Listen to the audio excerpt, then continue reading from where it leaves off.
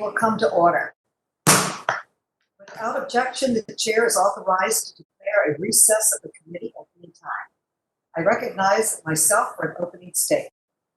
Ladies, thank you all for being here today.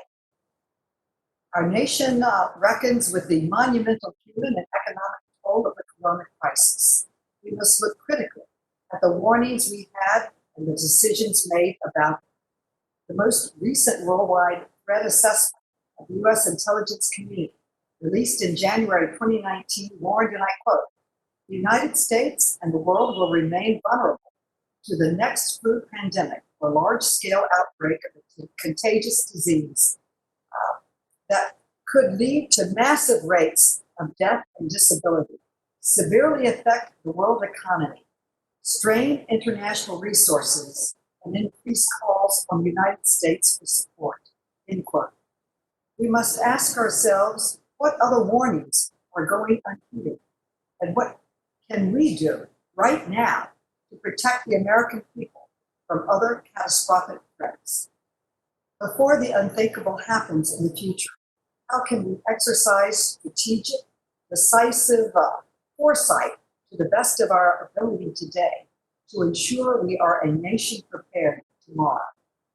That same worldwide threat assessment of cyber attacks as a top global threat, with China, Russia, Iran, and North Korea waging a silent war capable of shutting down critical infrastructure, reaching sensitive information systems, and jeopardizing critical sectors in America and globally. The report states, and I quote, "Our adversaries and strategic competitors will increasingly use cyber capabilities, including cyber espionage, attack, and influence, to seek political, economic, and military advantage over the United States and its allies and partners." End quote.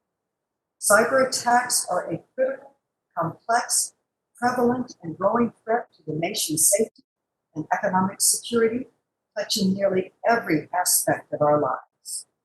This assessment was upheld by recent findings from the U.S. Cyber Solarium Commission, which was established by the 2019 National Defense Authorization Act to review the state of our cybersecurity posture and develop bipartisan solutions for defending America against cyber attacks. This commission of congressional, executive branch, and private sector cybersecurity leaders sounded the alarm that in addition to millions of intrusions that disrupt operations in America on a daily basis, we remain vulnerable to catastrophic attacks on critical infrastructure and economic systems that could cause widespread damage and death. A number of the Commission's recommendations fall within the legislative jurisdiction of this committee. This includes one that was sparked and has sparked a high level of interest on both sides of the aisle: the recommendations for a centralized cybersecurity position at the White House to develop and streamline the federal government's strategy, coordination, and response to cyber attacks. This role was first formalized during the George W. Bush administration and then elevated and expanded during the Obama administration. But in 2018, then National Security Advisor John Bolton eliminated the role, reportedly to cut, quote, "another layer of bureaucracy." The move generated widespread bipartisan concern. In 2019, the United States was rated as the 5th most cyber-secure nation in the world. In 2020, it dropped to the 17th. Today, we will review H.R. 7331, which would implement the Commission's recommendation to establish a National Cyber Director in the Executive Office of the President. This new position would restore the cyber coordination and planning function to the White House. In addition, for the first time, it would be backed with resources and statutory authority to lead strategic planning efforts, review cybersecurity budgets, and coordinate national incident response. A challenge as complex and pervasive as cybersecurity requires that our government be strategic, organized, and ready. Democrats and Republicans agree We need a national cybersecurity directive to ensure we are fully prepared for and coordinated in our response to cyber attacks as our nation fights this cyber war. Our mission today is to gain a detailed understanding of the threats we face and to thoroughly examine H.R. 7331 as the vehicle for preparing our country against those threats. I now recognize the distinguished ranking member for his opening statement, Representative Cummings.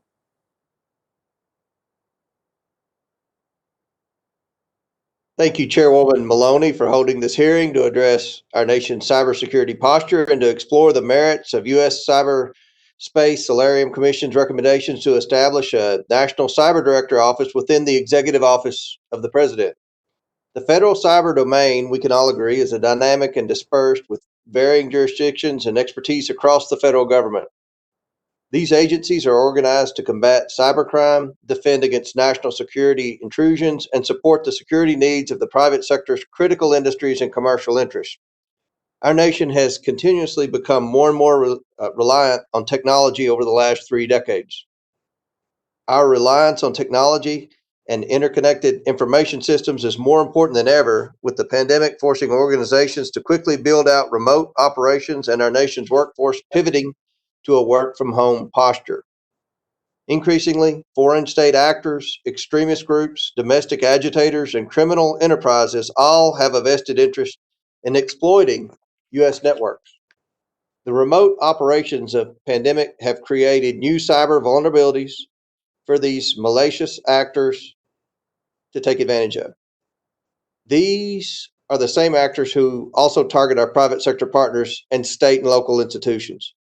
Breaches in federal and commercial networks by foreign governments have exposed sensitive intelligence data, proprietary military designs, and government personnel data. Because of cybersecurity risks, we must all do our part to maintain a safe and secure national cyber infrastructure. And by continuing to foster relationships across the private sector and our state and local partners, we can share a vital cyber threat information that helps secure our critical infrastructure. We will hear today from notable subject matter experts who have deep experience navigating the nation's cybersecurity environment. They also have experience with efforts to combat damaging cyber attacks from foreign adversaries like China. Historically, China has hacked into the FDIC, stolen valuable U.S. R&D, and paid our university professors to improperly share valuable intellectual property. I would welcome the opportunity to work with the majority to hold China accountable for these bad acts, as well as their deceptive tactics over the course of this pandemic. That would be a great hearing, Madam Chairman. Today, however, we look forward to evaluating the proposal to establish a national cyber director to oversee the cybersecurity policy, planning, and operations of the federal government. In evaluating this legislative proposal, we have a duty to the American people to be a good steward of taxpayer dollars and not create more bureaucracy. Establishing a clear and convincing rationale for establishing such a critical position requires the kind of due diligence and thoughtful assessment that our committee's hearing processes afford. The current and projected cybersecurity landscape is complicated, with many actors and operations that must work in harmony. While there have been more than several high-profile cybersecurity incidents over the past decade, I must note that recent attempts at targeting our nation's coronavirus biomedical research activities and use of remote work platforms have been taken very seriously by Homeland Security and law enforcement officials within the Trump administration. The administration has done what is expected of cybersecurity professionals. It has prioritized defending against potentially harmful cyber incidents wherever and whenever threats are found. I think we all want our nation's cybersecurity to be effective, both defensively and offensively. To this end, it is imperative that Congress and this committee fully evaluate the reasons why the Commission recommended the statutory creation of the National Cyber Director. The main questions I have toward this goal are: is it necessary to create another federal office to have someone truly in charge? And if so, will that official in fact have the authority to make the decisions that need to be made? Will everyone else fall in line and work in harmony? We know that multiple federal agencies have a piece of the cybersecurity pie, so by authorizing a new oversight and coordinating official, are we legitimately creating a system that will be more prepared to face growing cyber threats? Will the National Cyber Director utilize the existing cyber leadership and expertise in our government? Or do we risk making that bureaucratic pie bigger and creating duplicating functions? Will a National Cyber Director add value to this nation's cybersecurity infrastructure? Or should we align and support systems already in place? I look forward to hearing about tangible examples of how this National Cyber Director would actually respond to a cyber incident and how that might be better than the system already in place. In a fluid environment, when response time and expertise are paramount, we cannot afford to introduce inefficiencies or bureaucratic hurdles to the government's ability to respond to a national cybersecurity incident in real time. Madam Chairwoman, I think we agree our nation's cybersecurity enterprise deserves a supportive public policy that will not hinder dynamic, focused, and strategic planning and operation. I'm pleased to be working with you on this issue, but again, I want to ensure that we are not fostering redundant efforts across the federal cyber sector. In establishing a Senate-confirmed cybersecurity leader, we need to be comfortable in limiting presidential prerogative to implement preferred policies on behalf of the American people. Again, I appreciate this opportunity to review this recommendation and hear from these expert witnesses. I yield back.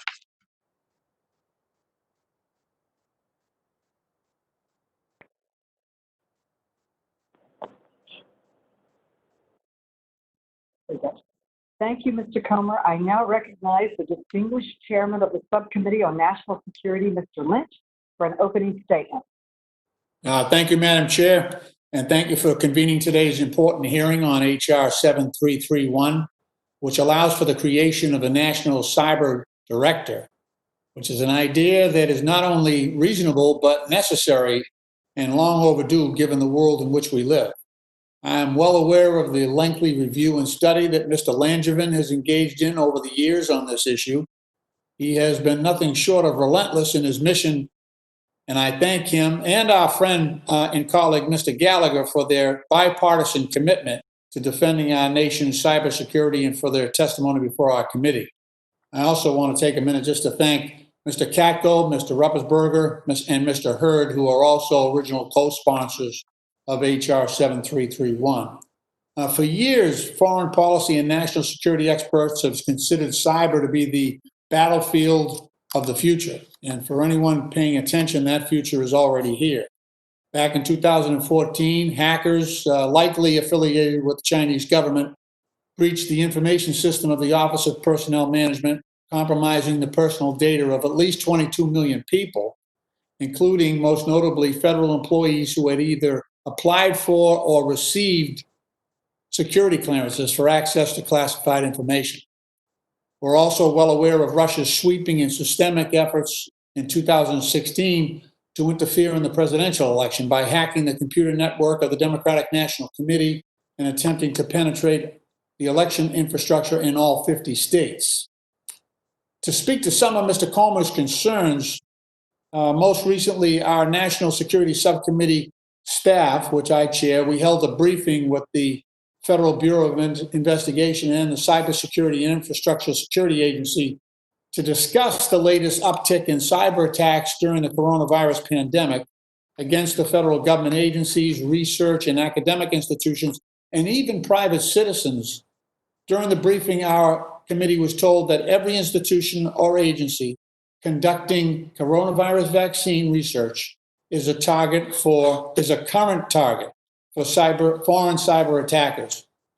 As our intelligence agencies warned before 9/11, the system is blinking red.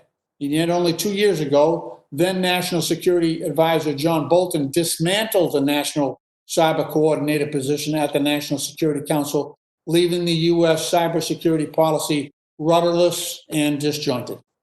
The need for greater leadership, strategic planning, and policy coordination to ensure the security of our nation in the cyber domain could not be more urgent or important, so I'm pleased to support H.R. 7331, which would allow for the creation of a national cyber director, and I would encourage all of my colleagues to do the same.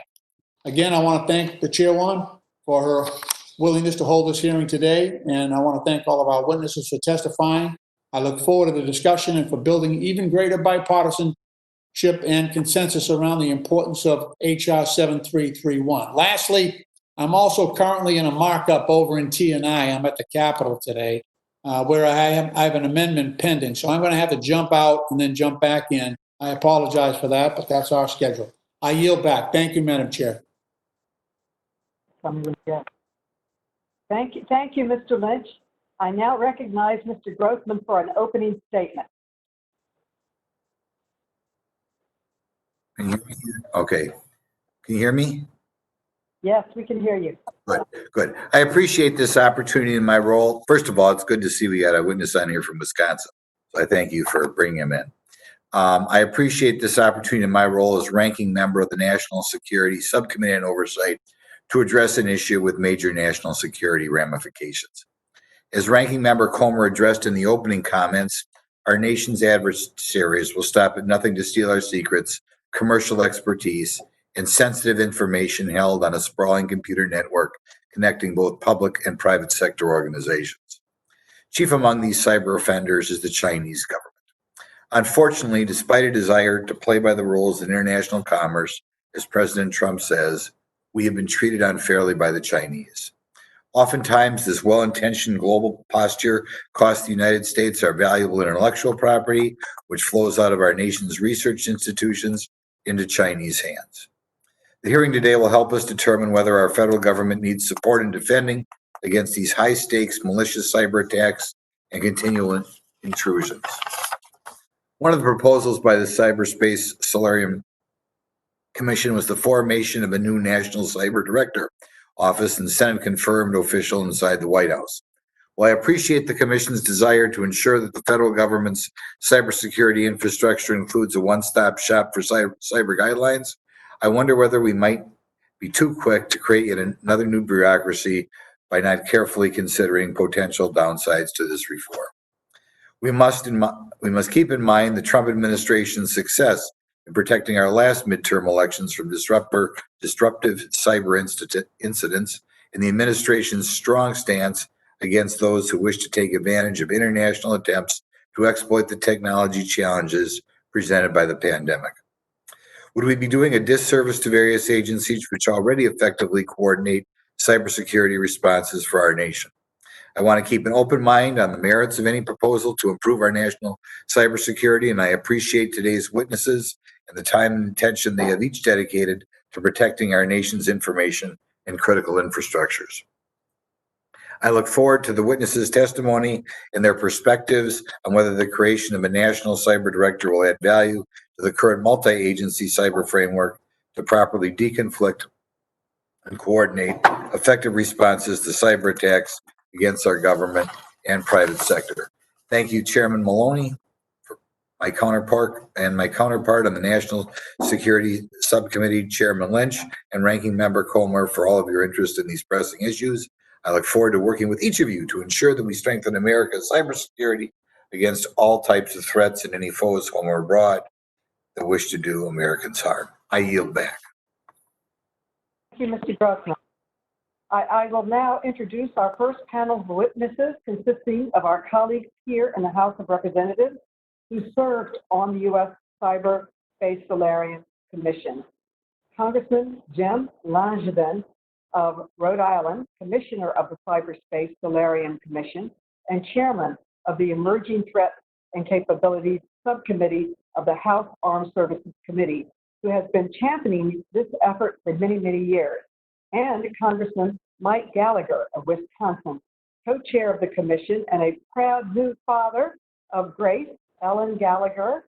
Congratulations on truly life's greatest experience, becoming a father, and it's the best job in the world. So we're very pleased to have you both here today. With that, Mr. Langevin, you are now recognized to provide your testimony. Very good. Well, thank you, and good afternoon, Chairwoman Maloney, Ranking Member Comer, and distinguished members of the committee. It's always humbling to sit on this side of the table, the witness table, even when it's virtual.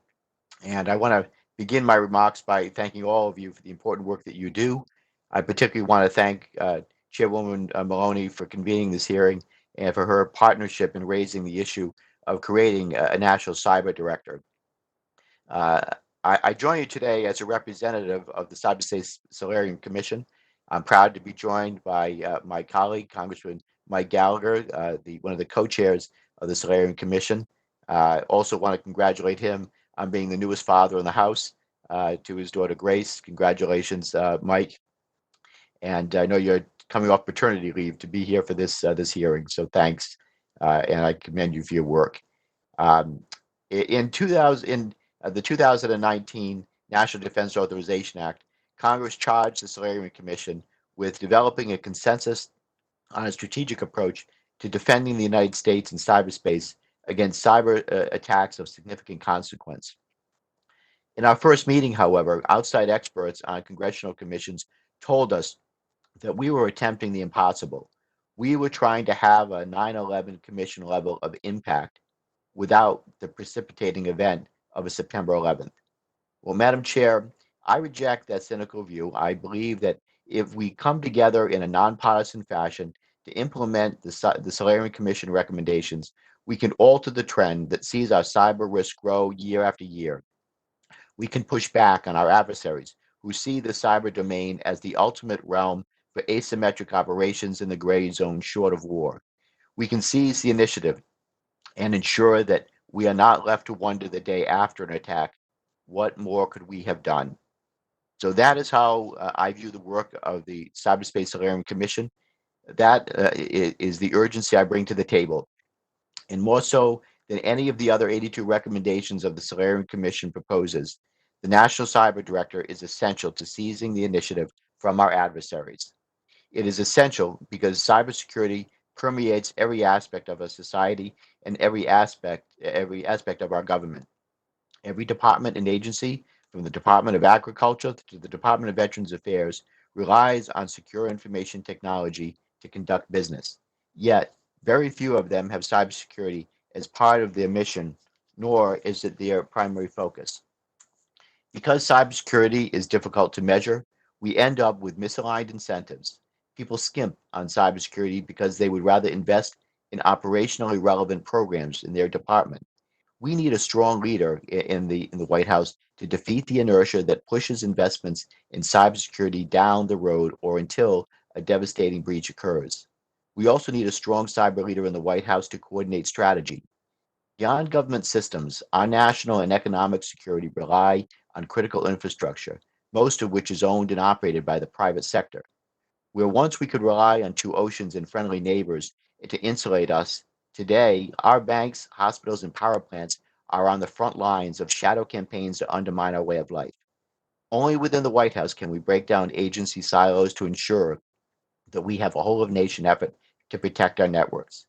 Finally, Madam Chair, we need a national cyber director in the White House to coordinate incident response. We are living through a public health crisis right now, the likes of which we have not seen in over a century. When our adversaries strike us in cyberspace, we must be prepared to defend early, to stamp out the infections from computer viruses, to quarantine affected networks, and to inoculate uninfected machines by patching them. This is the only this is only possible with a national cyber director. This idea, of course, is not new. I worked on it with the CSIS Commission for the 44th presidency in 2008. But as my friend Mr. Gallagher has taken great pains to describe at length, the Solarium process pioneered by President Eisenhower has a way of refining one's thinking. We debated the proposal for a national cyber director extensively, and we were very deliberate in our decision making. We chose an office in the White House because only the White House can truly reach across departments and agencies to manage a risk so pervasive as cyber. We chose a Senate confirmed position because congressional oversight and buy in is critical to the success of the office.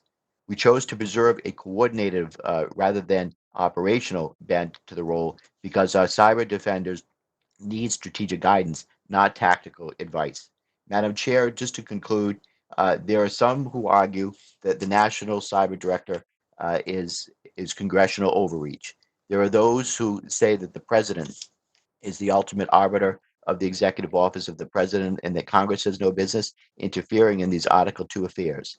Those people, respectfully, I disregard history as Congress has helped to guide White House structure in the past when the moment demanded it, such as when Congress created the Office of Science and Technology Policy or the U.S. Trade Representative. But more concerning to me, these people implicitly endorse the status quo, and that scares me. It scares me because every day I wake up and see our adversaries making gains in cyberspace. I saw it under President Bush, I saw it under President Obama, and I see it today under President Trump. I see our adversaries stealing our intellectual property, shaping norms that suit their interest on the international stage, striking out at our partners and allies, and attempting to undermine our elections. Madam Chair, it's time we seize the initiative. It's time we set the agenda, pushing back on our competitors and shaping their behavior by improving our resilience and strengthening the cyber ecosystem. It's time we empower the National Cyber Director of the White House. Madam Chair, with that, serving on the Cyber Solarium Commission with Mr. Gallagher has been one of the most rewarding experiences of my life. His leadership and that of Senator King, the contributions of our fellow commissioners, and the enormous dedication of our immensely talented staff are all reflected in the bill that we are discussing today. It's an honor to have the opportunity to present it to you, before you, and I look forward to answering any questions that you may have. Thank you so much, Congressman Langevin, and thank you for your leadership and passion for the security of our nation. And I now recognize Mr. Gallagher. Thank you, Chairwoman Maloney and the rest of the committee, and thank you for the kind words about my newborn daughter. If I pass out during this hearing, it's not only because I'm nervous to be on the wrong side of the hearing here as a member, but because I haven't had much sleep in the last 2 weeks. But we're truly blessed, and I appreciate the kind words. As Dwight Eisenhower said, we do not keep security establishments merely to defend property or territory or rights abroad or at sea. We keep the security forces to defend a way of life. And right now, emerging technology, empowered by stronger and more capable digital networks, is being infused into every part of our government, economy, and our way of life.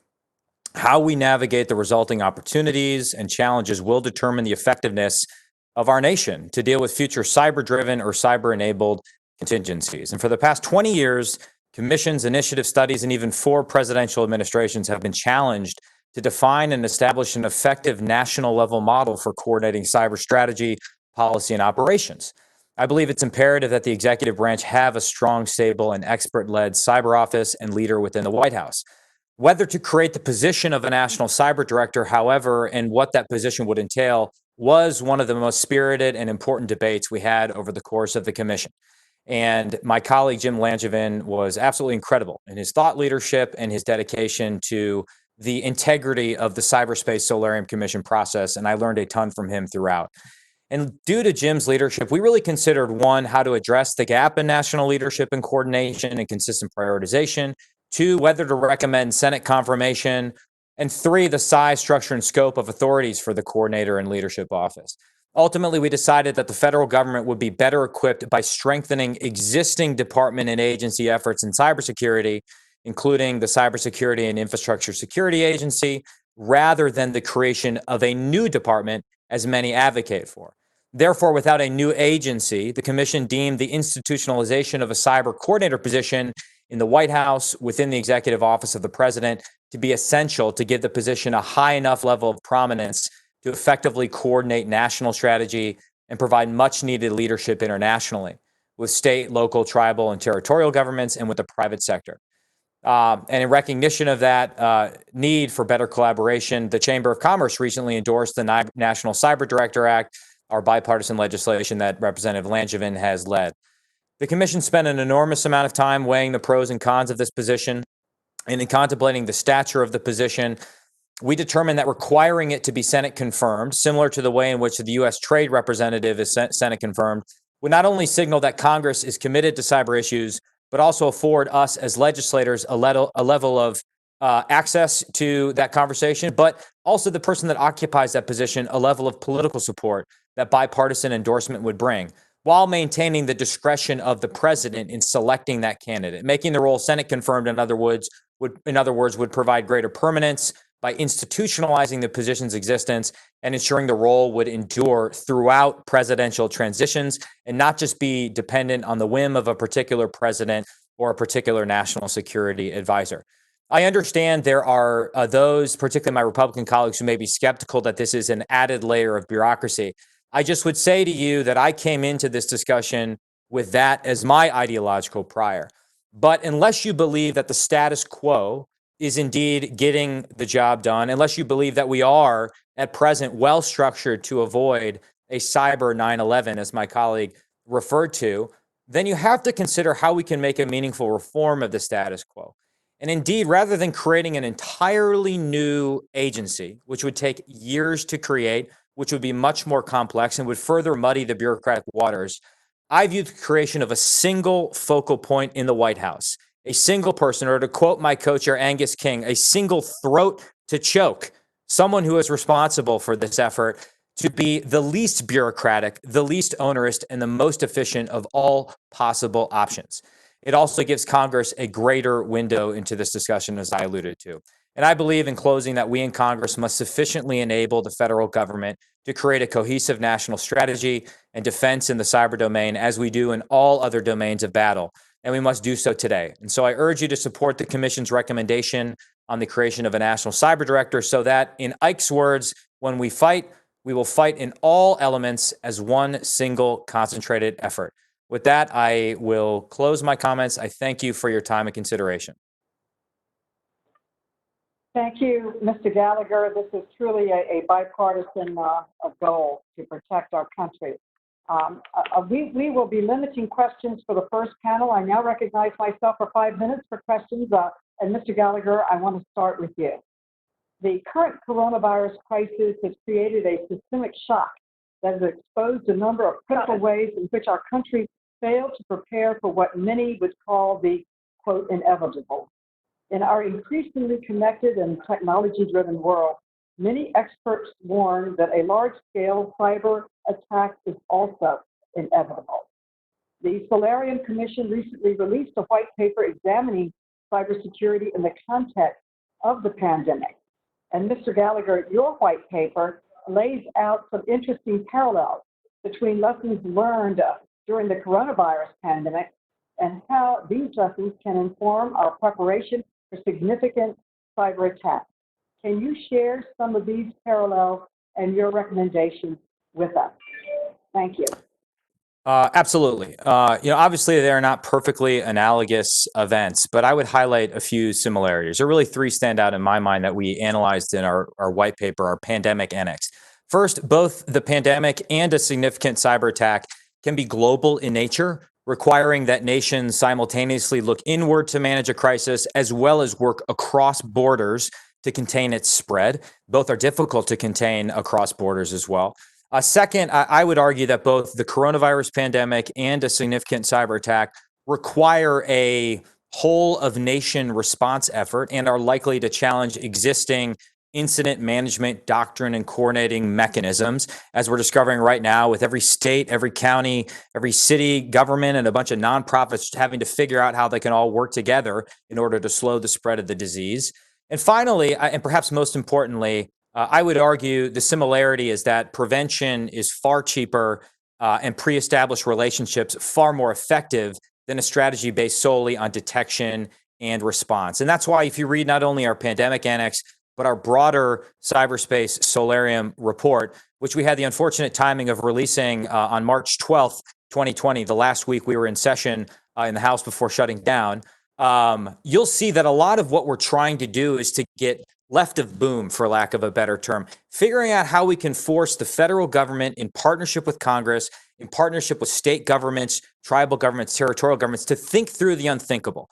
Think through how we can rapidly restore our economy in the event of a cyber attack to be able to come back stronger and strike back against our enemies and therefore restore deterrence. So, I'll be cautious about extending the similarities between pandemic and a cyber attack too far, but those three stand out in my mind. Well, thank you. Thank you very much. Mr. Langevin, the Commission recommends establishing a national cyber director to coordinate the federal government's incident response activities. Can you share examples of how the coronavirus pandemic and shifts to remote services have led to additional cybersecurity challenges? Sure. Thank you for the question, Madam Chair. Certainly, the pandemic influenza has shown the challenges of needing a coordinated response. And when you have a diffused response and many people in charge, for example, just leaving it to the states as we have, it makes it more challenging to have a cohesive direction in which to go. So we want to make sure that with respect to a cyber incident, that we are both having someone that thinks about this in terms of pre-planning. So looking at the most vulnerable areas, say, of potential cyber attacks on critical infrastructure, which is owned and operated in the private sector, and figuring out how we can make our cyber networks more resilient and how we would get them back up and running more quickly. But in actual incident, if it were to occur, that you have a single point of contact that is both the principal advisor to the president. He or she is the coordinator to bring the interagency together, or the National Security Council together, or the Economic Security Council together to lay out options for response and have a more coordinated, cohesive, and effective response. Thank you. How would establishing this role have made a difference in our response to the COVID-19 pandemic? Well, I think it's probably more analogous to how we would, say, respond to a cyber attack intrusions on our elections. But certainly there are elements of cyber response to COVID. For example, what we know of the Chinese and other entities trying to steal intellectual property for the development of a coronavirus vaccine or therapeutics. We would have a much more focal point in which the cyber director would be able to coordinate the relevant departments and agencies or private sector entities to effectively coordinate the response that needs to be taken to protect those networks and prevent the intellectual property, hopefully, from occurring in the first place. Thank you. And now for both of you, is it your opinion that establishing a national cyber director is an essential step in ensuring the U.S. is in the best position to prevent and, if necessary, respond to a crisis induced by a significant cyber attack? I certainly feel that is the most effective way to both prevent and also respond to a cyber incidents of significant consequence. We thought this through very clearly, and as my colleague pointed out, of the various ways we could have gone, having this at an existing department and agency, or having the authority in a new cybersecurity agency, or having it in the Senate confirmed executive office of the president position. We felt this was the best way to go of the various options we would have recommended. And again, it doesn't create an excessive new bureaucracy. I believe it's very streamlined, very focused. It gives strategic guidance and both advice to the president, but it's the coordinating authority to make sure all the oars are pulling in the same direction in the event of a cyber incident. Well, I would second. Mr. Gallagher, do you want to add to that? Well, I just would second Jim's remarks and say I think of it as a necessary but insufficient recommendation. It's part of a broader suite of recommendations. And I think if you read our final report, what you see is a genuine attempt from commissioners on both sides of the aisle to elevate and empower existing agencies rather than create a bunch of overlapping new bureaucratic structures. And I do want to commend the work of a lot of great leaders we have at the NSA, at CISA, who have really learned a lot of lessons in the last 4 years and come a long way. And we're not saying they haven't done good work. We view this as a way to better empower them and build upon the lessons of the last few years. Well, I agree with the commission and my bipartisan colleagues in Congress that we need a centralized cybersecurity position at the White House to develop and streamline the federal government strategy, coordination, and response to cyber threats and strengthen all activities that are taking place now. I thank you all for your hard work and your testimony today. I now recognize the distinguished ranking member for 5 minutes for questions. Representative Comer. All right, well, thank you, Chairwoman. And I had a very good conversation with Jim yesterday about this legislation. I'm going to direct my questions to my good friend, Mike Gallagher. Will the National Cyber Director legislation create budgetary hurdles and how it works with the Office of Management and Budget, OMB, that might artificially constrain a president's cyber policy decisions?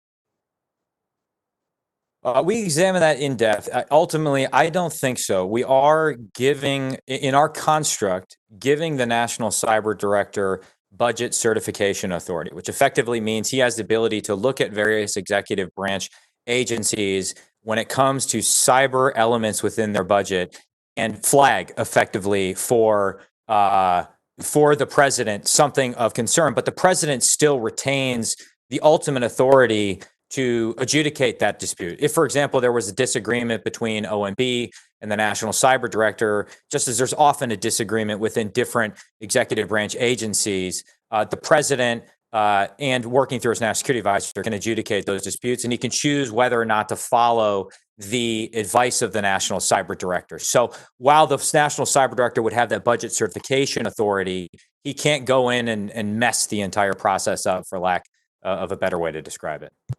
Okay. I've heard different people describe what they view this might entail, but would the new office comprise a large new staff? I've heard between 75 and 100 new staffers. Obviously, that would create a new bureaucracy, and we're always careful about creating new bureaucracy. So, what's the prediction of a budget? How much will this cost? How many staffers are we talking about here? I would say, as we estimate, 75 is about right. And I understand your concern. That's not nothing. That would replace about the 15 that are there right now. I just would say, if you look right now at let's say, the comparison of people and resources we devote towards offensive operations with NSA and Cyber Command versus what CISA has to do defensive operations, you'll see a dramatic imbalance in terms of the personnel that we have, thousands of personnel difference. And so even though we would be adding anywhere between 75 to 100, that would be a small step towards perhaps correcting that imbalance, giving the White House better purview into defensive operation. What the budgetary impact of that would be, we think it would be in the low, about 10 to 15 $1 million, but some of that depends on whether these people are detailees from other agencies. But I'm not suggesting it's nothing. It is a growing of an office within the organization, but that's also consistent with precedent for other Senate confirmed offices within the executive office of the president. Right. And I certainly understand the concern and appreciate the effort here to alleviate that. But if this is staffed by career officials or detailees from other agencies, why won't it become another bastion for employees who refuse to honor the policy prerogatives of an incumbent president, something that this president has been battling, as you know, for the last 3.5 years? Well, I don't doubt that is a problem within the executive branch. And having worked in the executive branch, I think there's always a tendency, for if you're a bureaucrat, you sort of believe in the status quo. The old saying goes, where you stand depends on where you sit. But at the end of the day, that's a broader cultural issue where everybody that works in the executive branch, whether they're wearing a uniform or they're civilian, needs to understand that they work for the president, regardless of that president's party. And so I don't think this would solve that problem necessarily, but I don't think it would make it dramatically worse. Just out of curiosity, have you had any conversations with anyone in the White House to gauge their level of support or opposition for this proposal? I have had conversations with the White House. Okay. Well, good deal. Well, my time's about to expire, and I have the utmost respect for you, Representative Gallagher. You and Will Hurd on our side certainly are the foremost experts on cybersecurity. I appreciate what you're doing here, and look forward to further conversations. With that, Madam Chairman, I yield back. I understand that right now. Thank you, Mr. Comer. I understand Representative Chairman Lynch is at another meeting, so I now recognize the distinguished ranking member for the Subcommittee on National Security, Mr. Grossman, for his.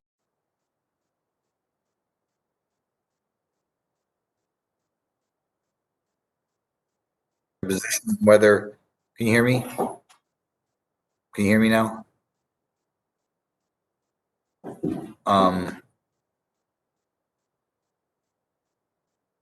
Can you hear me? Yes, loud and clear. Okay.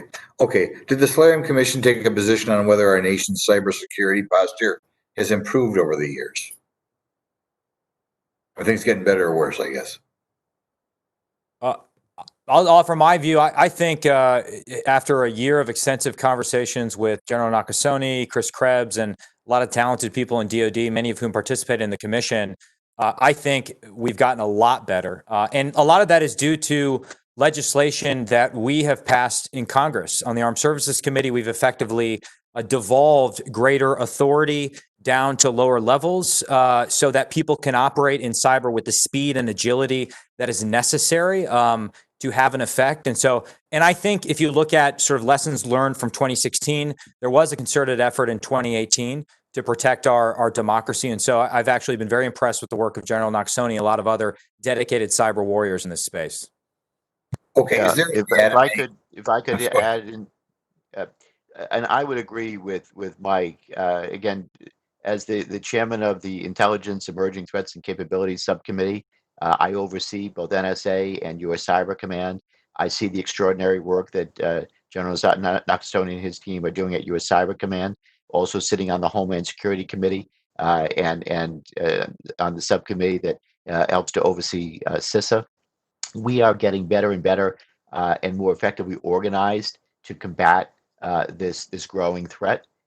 So we have gotten better, and I support, for example, the administration's new guidance on cyber and SPM 13. So we are more forward leaning. So defending forward, if you will. I think we were probably too reserved in past years, and now under the current construct, we are more forward leaning. So as Chris Ingles like to say, it's defending early. So, or you could say, as often said, defending forward.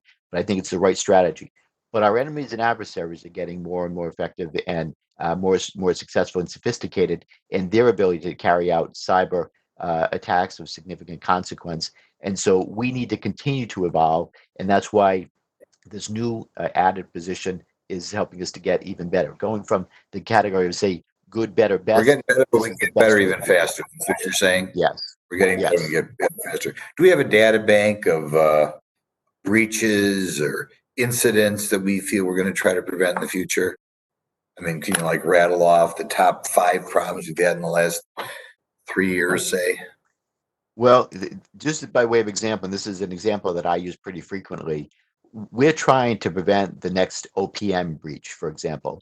The breach that occurred at Office of Personnel Management happened because there was a department. Yeah, that's one. Why don't you rattle off like the 3 or 4 worst breaches in the last, say, 4 years that you feel concerned about? There was the WannaCry incident that occurred, the Sony breach that occurred that North Korea carried out. Of course, the WannaCry was probably one of the most costly cyber incidents that occurred in world history, and it cost FedEx and Merck and Maersk billions of dollars in lost revenue when their computers were wiped out or damaged. So the amount of intellectual property theft that has occurred over the years, it has cost U.S. Jobs and economic competitiveness to the tune of hundreds of billions, if not trillions of dollars. So the list goes on and on. Not to mention, of course, the amount of personal private information that has been stolen. We're getting better at responding to and protecting against these things, but we're not Why where I don't want you to see. just forward to me, 6 or 7 ones that we're trying to prevent in the future? I missed something. One of you guys talked about John Bolton dismantling some agency or commission or whatever. Could you go over that a little bit in his Yeah, logic behind it? if I could jump in on that, I know Mike's going to want to comment, but under every administration, we were making forward progress on cybersecurity.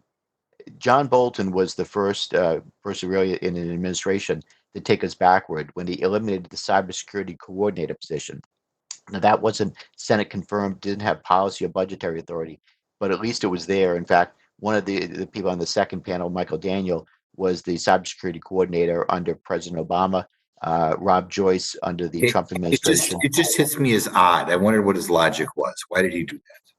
I think he sold the president a bill of goods by eliminating the position. I think he did a disservice to the president. I think he might argue he's streamlining their overall NSC process, and indeed his predecessor or his successor has tried to continue that process. I think what we're arguing is that even that status quo ante with a cyber coordinator was not sufficient really to get the overall interagency, interdisciplinary oversight you need of cyber, as well as develop long-term expertise. And again, to go back to the Senate confirmed bit, we want this person to not only have the ear of the president, but be, a single belly button that we as legislators can push to get answers when it comes to Congress. And as for your earlier question, Glenn, I'll send you on throughout our report. We really go through all of the major infiltrations attributed to China, Russia, North Korea, Iran, as well as non-state actors, and lay it out. And just one that always comes to mind for me as a defense guy, basically from 2006 to 2018, something called Advanced Persistent Threat 10 from China was conducting systematic cyber espionage campaigns, stealing IP and compromising computer systems containing personal information from over 100,000 U.S. Navy personnel. So in addition to OPM, and I have the letter I received from OPM framed somewhere here in my basement saying my records have been hacked, there's been a lot of these little attempts to exfiltrate data directly from our military and compromise the data of military personnel. I don't even know, Mike. If someone tries to do that, do we find that out right away, or might all sorts of things be going on and we have no idea it happened? It just depends. I mean, certainly there's been lag time in detection for some of the major breaches we've had. Again, I would say that we've gotten better in detecting how this happens. We're going to have testimony from a variety of true experts in the space, like our former colleague Mike Rogers, who can speak to that. So I think we're getting better at rapid detection, rapid attribution, and a better process for response. But as Jim rightly pointed out, the threats are getting better as well, and better at anonymizing the origin of the threat. Thank you.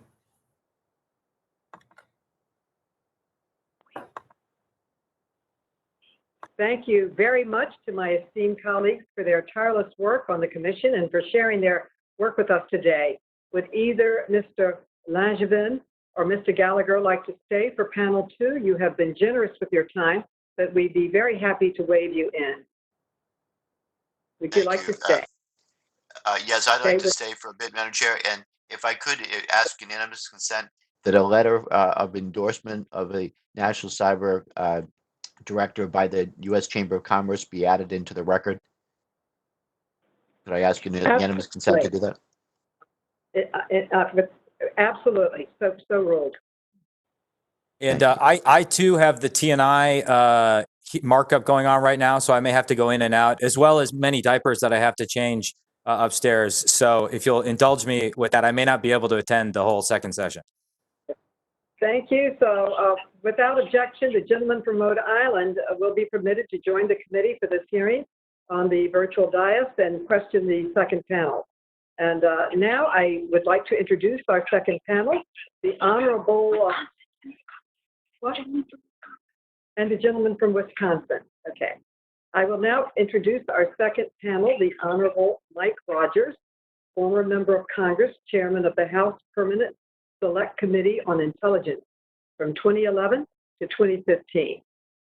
Michael Daniel, President and CEO of the Cyber Threat Alliance, and former Cybersecurity Coordinator for President Obama from 2012 to 2017. Amit Yoran, Chairman and CEO of Tenable, Founding Director, U.S. Computer Emergency Readiness Team. Suzanne Spalding, Senior Advisor for Homeland Security at the International Security Program at the Center for Strategic and International Studies. Commissioner, U.S. Cyberspace Solarium Commission. Jamil Jaffer, Founder and Executive Director of George Mason University's National Security Institute.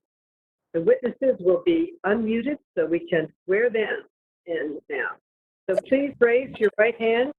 Do you swear or affirm that the testimony you are about to give is the truth, the whole truth, and nothing but the truth?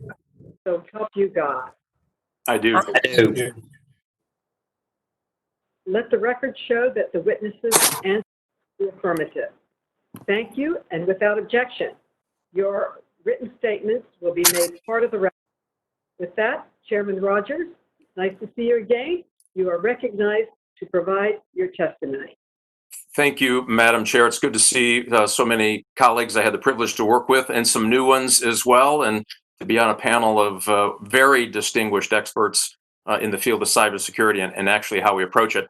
This has been a very long journey for me, Madam Chair, to get to where I would sit in front of the committee and say I support a cyber director. As Congressman Langevin and my good friend Congressman Ruppersberger both have reminded me over the years how I was just wrong about this. Matter of fact, they've invited me to dinner under the understanding that they want to watch me eat crow as I testify today in my support, my wholehearted support for the National Cyber Director bill that you proposed today. And I'll tell you why. And I looked at it certainly when I was chairman, prior to being chairman on the Intelligence Committee, and now subsequently in my private sector life, doing both policy work with the Center in the Study of the Presidency, looking at all the machinations of how we can combat this threat.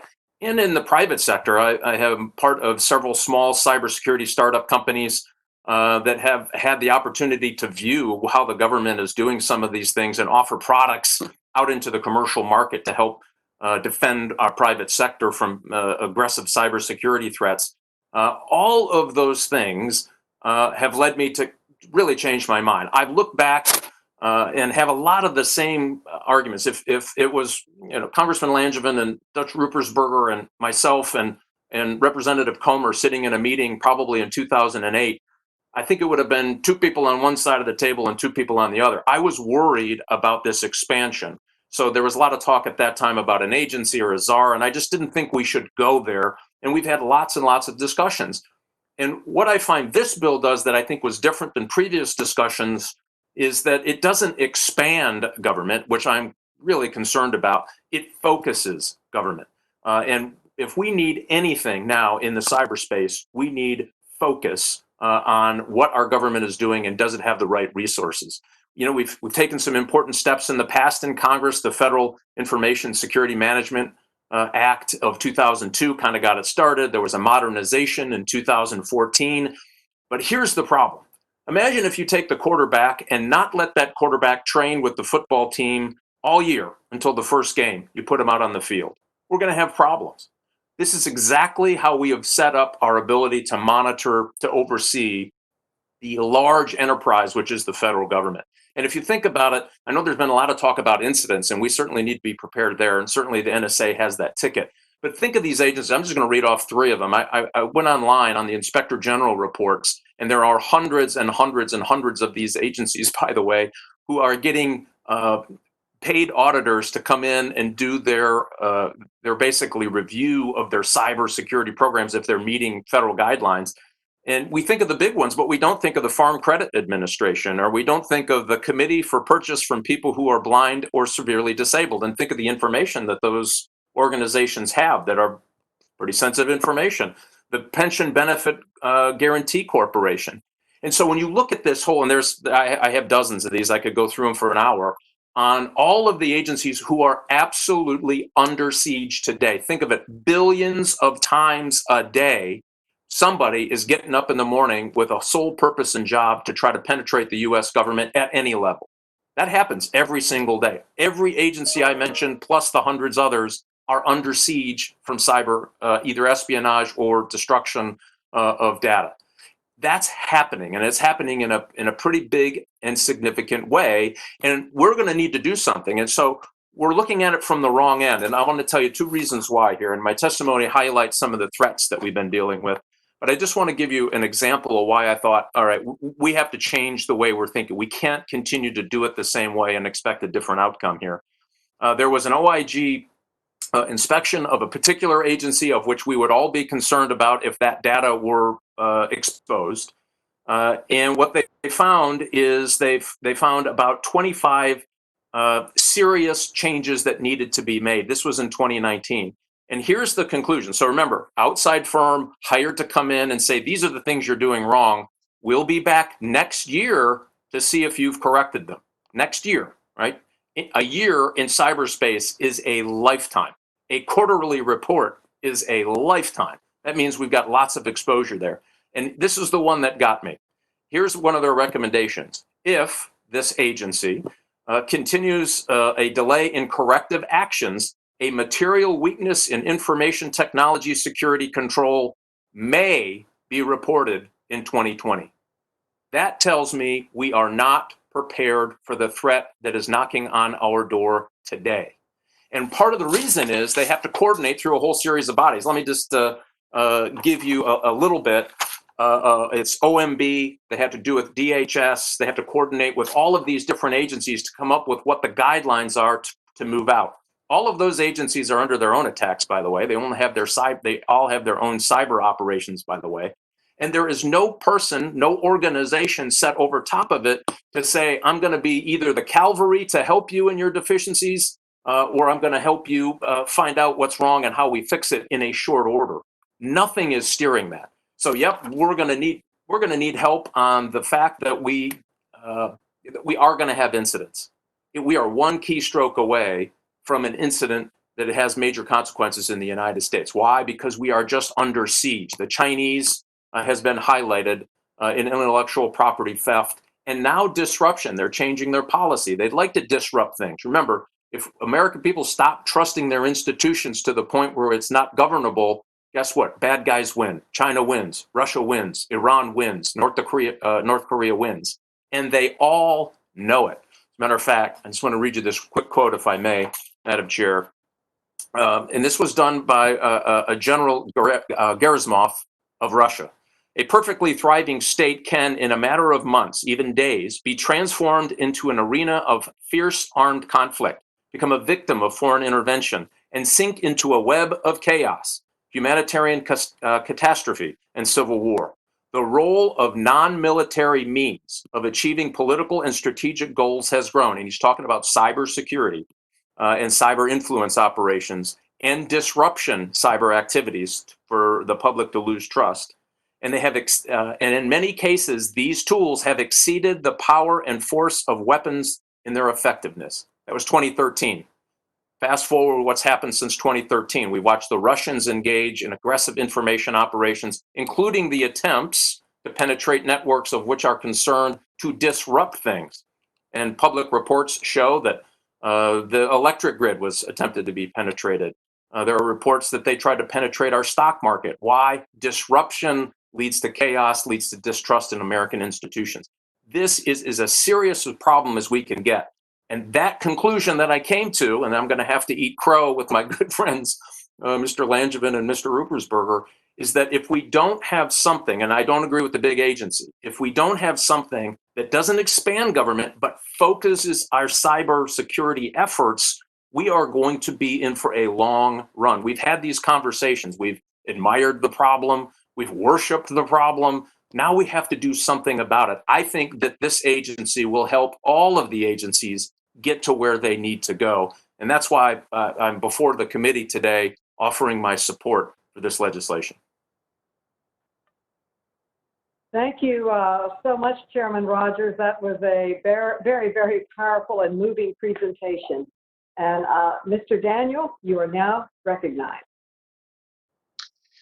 Thank you. Good afternoon. Thank you, Chairwoman Maloney, Ranking Member Comer, and other distinguished members of the committee for the opportunity to testify before you today on the topic of this legislation and the National Cyber Director. I'm also happy to be on the panel with people that I consider friends and colleagues, all of whom we've worked together and have known each other for many years.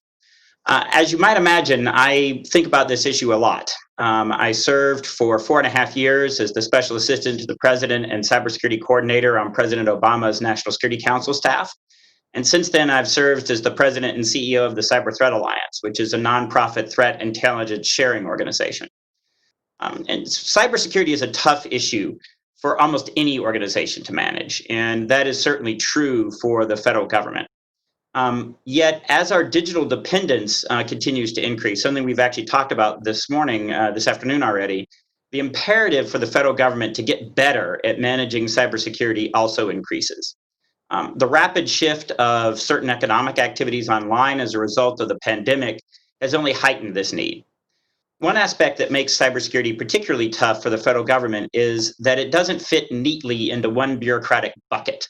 Cybersecurity is a national security, economic security, commercial, intelligence, law enforcement, public safety, military, foreign policy issue, all rolled into one. Yet at the same time, cybersecurity is highly interdependent, just like the internet. All of those aspects that I just mentioned are all connected, and they all affect each other. And they affect each other in some unanticipated ways many times. And that means all of these disparate pieces have to coordinate and work together in order for the whole to be effective and not undermine each other. And we've actually, some of the questions and commentary from the first panel, we have made excellent progress over the last few years, actually over the last 2 decades, in laying the foundation for better cybersecurity. We've put in place better policies. We've enacted laws that have been mentioned, including like the Cybersecurity Information Sharing Act from 2015. We've put in place organizational structures like CISA at the Department of Homeland Security and U.S. Cyber Command. But we still face certain structural impediments to improving our cybersecurity. And these include cybersecurity's cross-cutting nature, the lack of incentives for coordination across agencies, and the need for incident response coordination, as well as the issue's complexity and its effect on major policy decisions. So after wrestling with these issues for several years, I have come to the conclusion that we need a strong position along the lines of a national cyber director like the Solarium Commission recommends and like the bill that Representative Langevin is sponsoring. And I don't come to this conclusion lightly. Prior to serving as the cybersecurity coordinator, I spent 17.5 years at the Office of Management and Budget. And I have a career OMBer's natural skepticism for creating new entities in the federal government. But in this case, I think it's really the only viable approach that we have. In particular, an EOP level organization is really the only one that's going to be able to overcome a very significant factor in the federal bureaucracy, and that's the "you're not the boss of me" problem. And that is just rampant among the federal agencies, and only something centered at the White House can overcome that. That said, I would urge Congress to think through the scope and authorities for this position very carefully. It would be very easy to get it wrong and to end up with something that does take up bureaucratic bandwidth and does not focus things like Congressman Rogers recommended. Most importantly, this position has to cover all of the aspects of cybersecurity and not just some of them. It has to have oversight of law enforcement, military, and intelligence-related offensive and defensive cyber activities in addition to network defense. We cannot exclude those positions and expect the position to be a success. It has to tightly integrate with the OMB budget process and the NSC policy process, or even in the EOP, it won't be effective. It has to have a big enough office to get the job done, but not so big that it is tempted to become operational. And it needs to have a clear relationship with the federal CIO and the federal CISO. At the end of the day, we need a position like the National Cybersecurity Director. Cybersecurity is not just a technical problem, it's also an organizational problem. And so as a result, we're going to need to take some additional organizational steps to address it. We've taken the first few steps along that path, and now it's time to create a position that can bring it all together. Thank you for giving me the opportunity to testify for you today, and I'm looking forward to your questions. Thank you very much. Thank you. And now, Mr. Yoran, you are now recognized. Chairwoman Maloney, Ranking Member Comer, and members of the committee. Thank you for the opportunity to testify today. I'd like to thank Representatives Langevin and Gallagher for their leadership on Cyberspace Solarium Commission, the development of the Commission's report, and for introducing HR 7331. I'd also like to thank Chairwoman Maloney for serving as co-sponsor on the bill. I'm Amit Yoran, Chairman and CEO of Tenable, the world's leading provider of vulnerability management technologies. Tenable empowers organizations of all sizes to understand and reduce their cyber risk. Our solutions serve just about every department and agency of the federal government and many state and local governments. Our customers include over 50% of the Fortune 500 and over 25% of the Global 2000, and tens of thousands of mid-sized companies in every major industry. Simply put, we're instrumental to helping the nation and organizations around the world quantify and understand and reduce their cyber risk.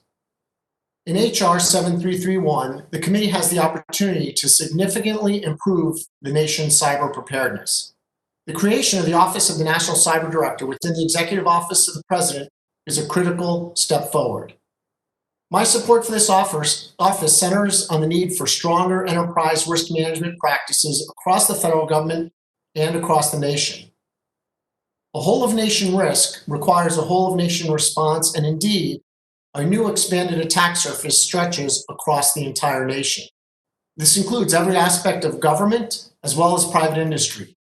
None are immune from the threat of cyber attacks that imperil our national security, government services, and the critical functions that citizens rely on. An accountable executive at the White House would also be helpful in coordinating a whole-of-government understanding of cyber risk and efforts to proactively reduce cyber risk and coordinate responses when needed. A national cyber director is needed to ensure that government hold itself and industry accountable for baseline standards of care with regard to cybersecurity. Today, there remains a lackadaisical approach toward understanding cyber risk and proactively maintaining good cyber hygiene, resulting in a vast supermajority of today's breaches and associated losses. This is negligent behavior through learned helplessness on the part of individuals, federal government agencies, and private industry. Many of the needed authorities have been outlined in the proposed legislation. In my written testimony, I recommend augmenting the National Cyber Director's authorities under 7331 to include establishing a national encryption policy that balances the needs of law enforcement with those of cybersecurity and public safety, overseeing the vulnerabilities equities process, coordinating with regulatory agencies to set policies and practices which can improve understanding of cyber risk, increase transparency, and implement plans to adequately manage risk, focus efforts on cyber workforce development initiatives with emphasis on greater inclusiveness, and develop and maintain an international cyber strategy for the nation and lead international cyber engagement efforts. It would be difficult to overstate the cyber risk that we face today. Governments and businesses utilize cloud computing, Internet of Things, and operational technologies. While these technologies optimize production, drive innovation, and increase sustainability, they also expand the overall cybersecurity attack surface and need to be an integral part of our risk management practices. These risk management practices must include services and industries essential to our public safety and well-being, such as power, water, transportation, and healthcare, as well as our industrial production. The risk is more than a technical one. It's political, it's social, it's physical, and it's economic. Cybersecurity can existentially threaten our way of life. There are important steps that we can take to improve our cybersecurity posture in advance of a national crisis. And those steps include the creation of an Office of the National Cyber Director at the White House. I'd like to thank Chairwoman Maloney, Ranking Members Comer, and members of the committee for their attention to this important topic, and I'll be happy to respond to your questions. Thank you. Ms. Spalding, you are now recognized. Thank you, Chairwoman Maloney, Ranking Member Comer, and members of the committee. Thank you for this opportunity to be here today to testify in support of the Cyberspace Solarium Commission's recommendation to establish a national cyber director. It's really an honor to be here with my fellow distinguished witnesses and former colleagues, and it was a particular honor to serve on the commission alongside Representative Gallagher, Representative Langevin, and the other commissioners, and inspiring to see the bipartisan and really nonpartisan approach that all of the commissioners brought to the work of the commission. And this recommendation is no exception. As has been noted, the commission considered alternative approaches to address what we all agreed was an urgent need for stronger coordination across the many entities engaged in cybersecurity, for better integration of effort, and for more robust strategic planning and prioritization to guide those efforts.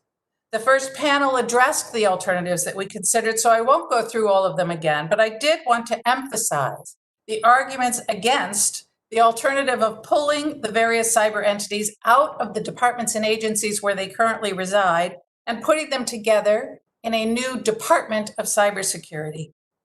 I am strongly opposed to the creation of such a department because it would not solve our key coordination challenges and would cause huge disruption with little to no gain.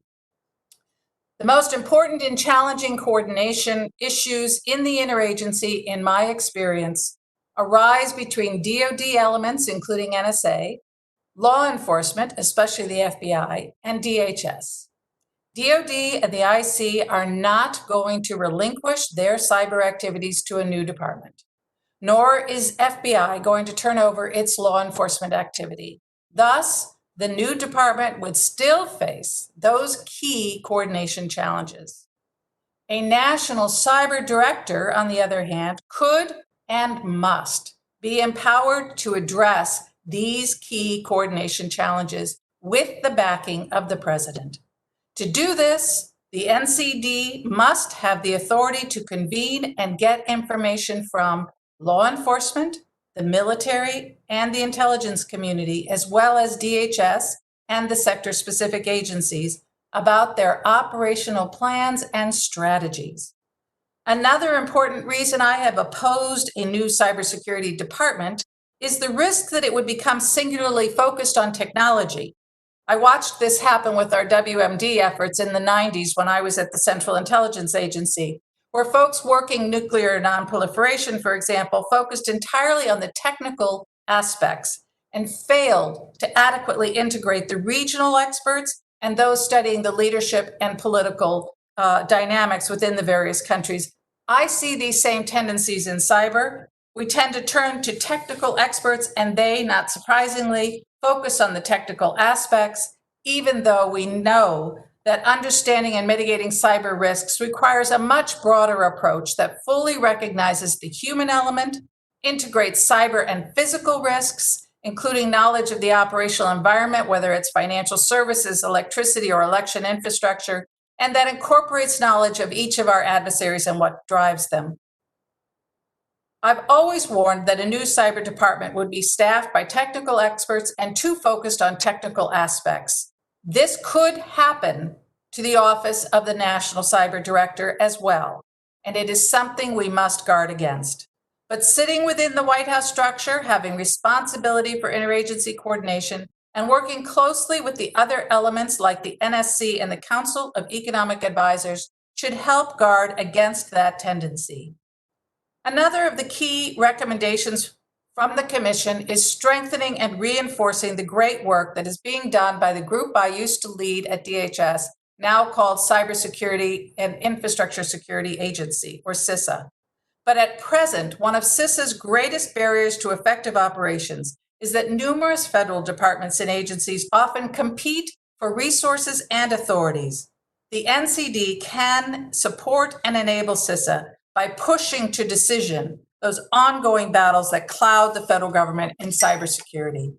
The NCD is not intended to direct or manage day-to-day implementation of strategy by any federal agency, but responsible for overall integration and execution of defensive strategy across the executive branch through strategic policy, operations, and budget.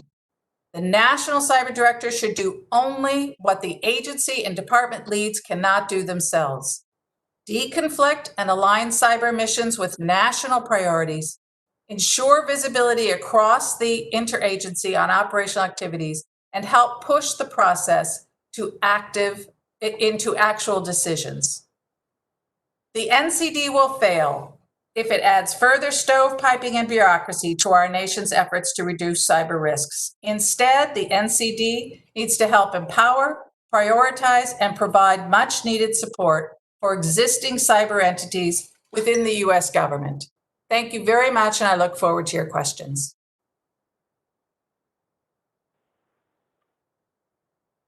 Thank you. Mr. Jaffer, you are now recognized.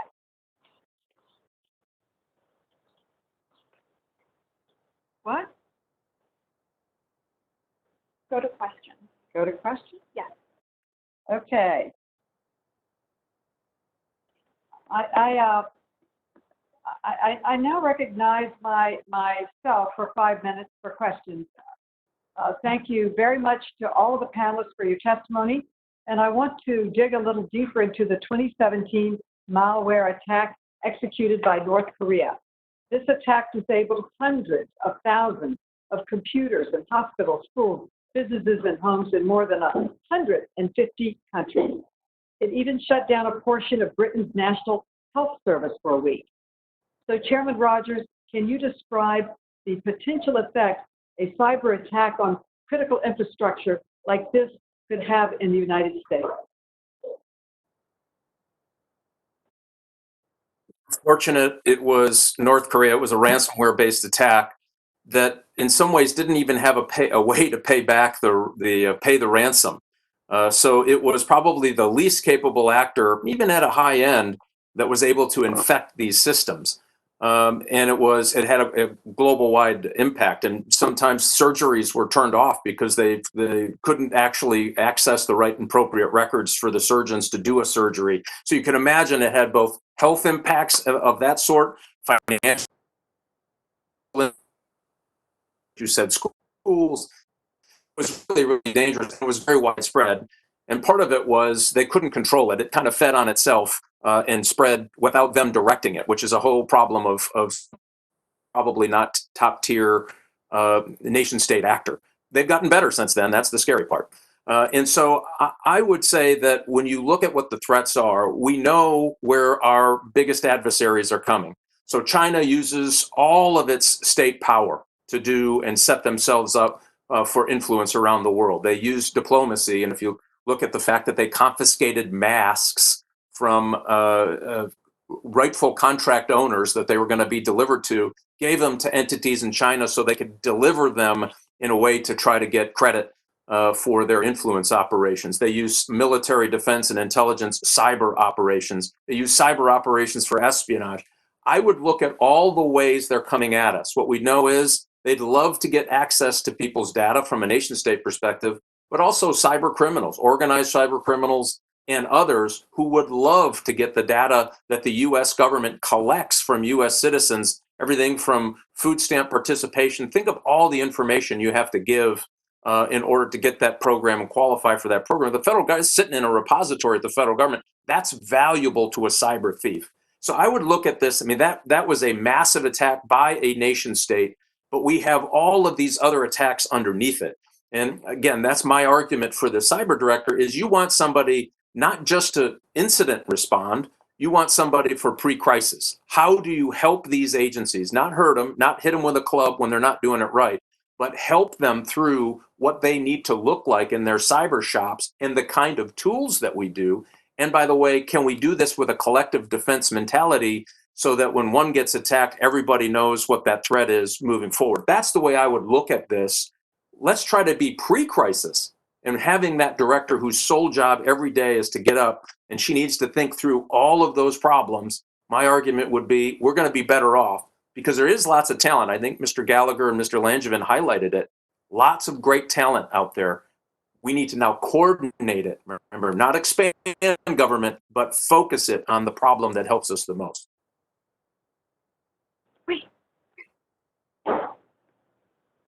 Mr. Yaran, I was shocked by the statistic from Tenable's 2019 report that 90% of critical infrastructure operators witnessed at least one damaging cyber attack in the past 2 years. I understand that much of our nation's critical infrastructure is managed by an array of different companies that are responsible for different parts of the process. Mr. Wren, what would happen if one of these companies was compromised? Can you talk about these attacks and enlighten us more? Yeah, I think the effects of the attack can vary, of these attacks vary greatly. In many cases, outage can certainly ensue. In other cases, it's more of a preparation where systems are being compromised, information is being stolen, but the adversary has no desire to create an outage unless perhaps it's during time of crisis. So I think the impacts here could vary greatly, and it's one of the reasons why we need a systemic understanding of risk and why a national cyber director needs to work closely with the regulatory agencies that do exist to make sure that we're implementing a standard of care that makes sense, that we don't see the continued sort of negligent behavior where enterprises are not maintaining good hygiene of their systems. They're not providing patches and updates and doing the maintenance that's required to keep them in a secure state.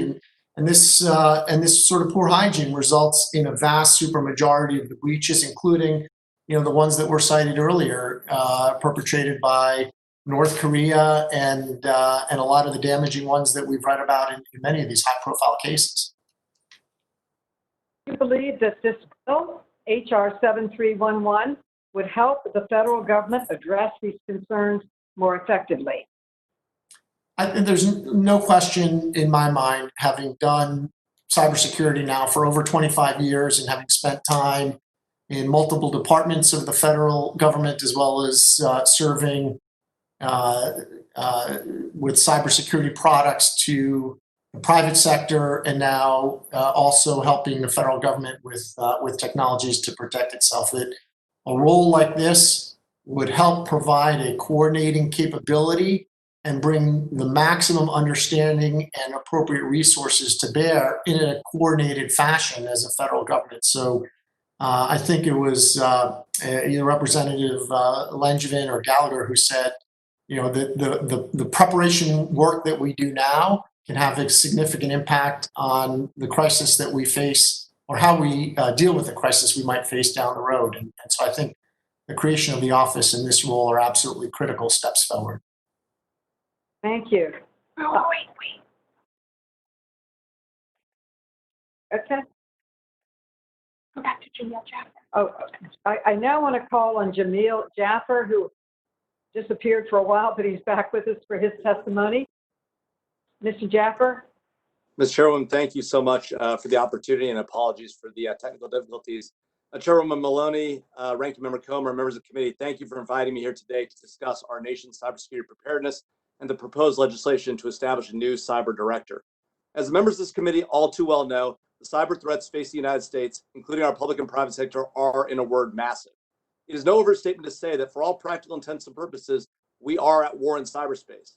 And unfortunately, as a nation, we remain woefully underprepared to deal with this serious and ongoing conflict. Now, lawyers may quibble with whether we're actually at war, and they may point out that the United States nor any of our enemies have actually declared that we're at war. But the fact is that for the better part of a decade, our nation has been involved in a consistent, ongoing series of conflicts in cyberspace, albeit fairly low level.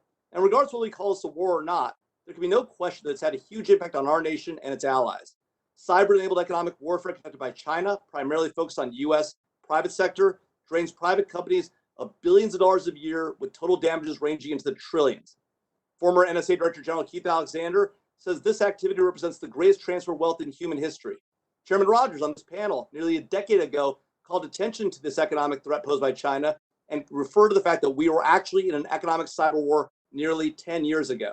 And that there are two types of companies in this country, those that have been hacked and know it, and those that have been hacked and simply don't know it yet. We've also seen countries like North Korea and Iran engage in the destruction of data and breaking of computer systems here in the United States in the last half decade. We know that the DNI has told us that Iran is actively preparing for cyber attacks against the U.S. and our allies. We've seen the highly corrosive effects of Russia's ongoing active measures campaigns on our American body politic, undermining our elected officials, our rule of law institutions, including the Justice Department, the FBI, and the intelligence community. And to be sure, while we played a role in some of this, the Russians have paid very little price for this, and the Chinese and Russians both know this. We've already seen them mucking around with more covert operations around the COVID virus and the killing of George Floyd. And we may see these same players become more active in the upcoming election cycle. In fact, as Chairwoman Maloney noted over 3 years ago, cybersecurity poses a greater and greater risk to the safety and soundness of our financial system.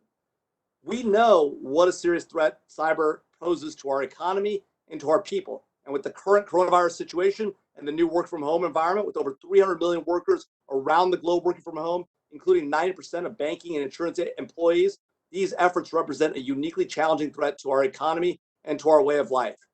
So then the question becomes, what should we do about it? And how much of a role can creating a new cyber director of the White House play in this process?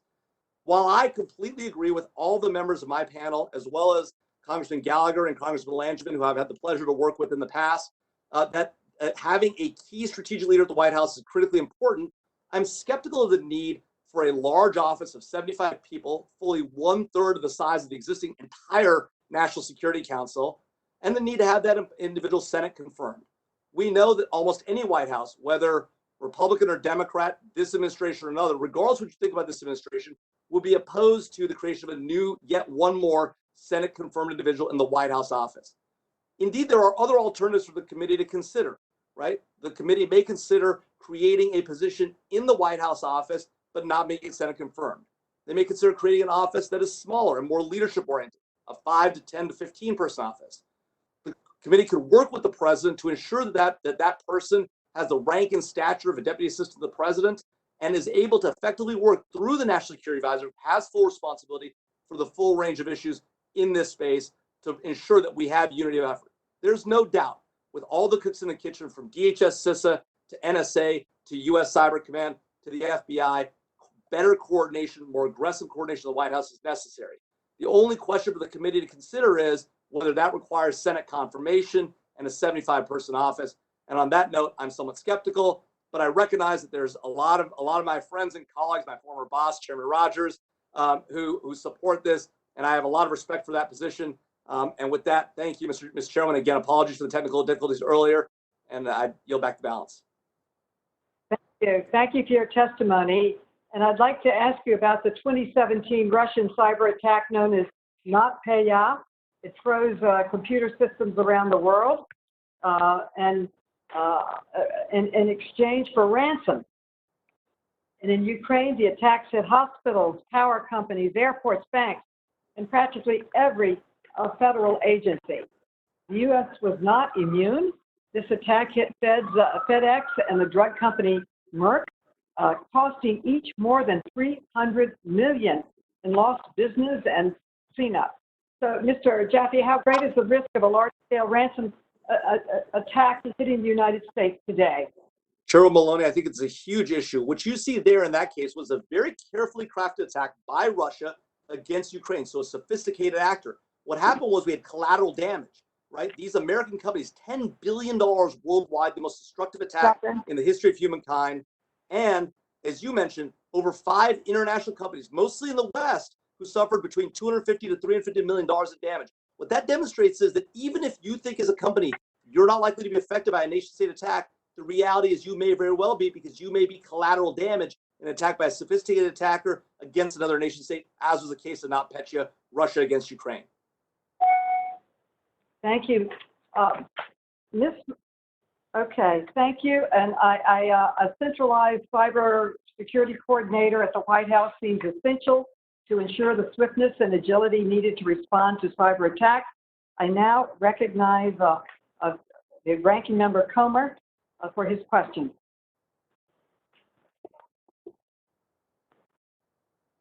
Thank you, Chairwoman.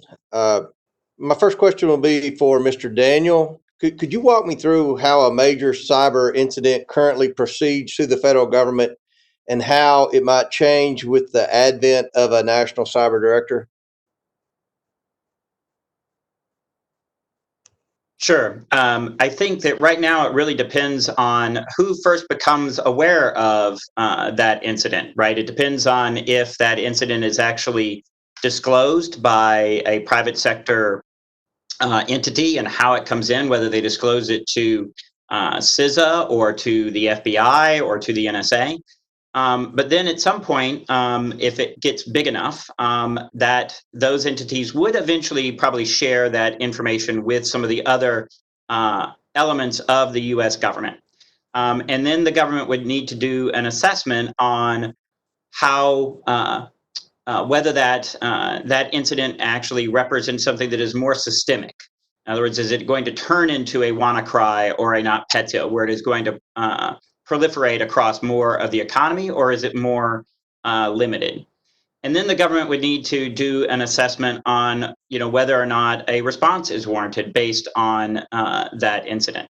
I think in that case, that's where you would want, when you start to look at how the US government responds, that's where you really want that coordination, that intense level of coordination to actually come together. Just because an attack comes through cyberspace does not mean that the only response needs to be back at the adversary through cyberspace. You might want to use other policy tools and means to respond.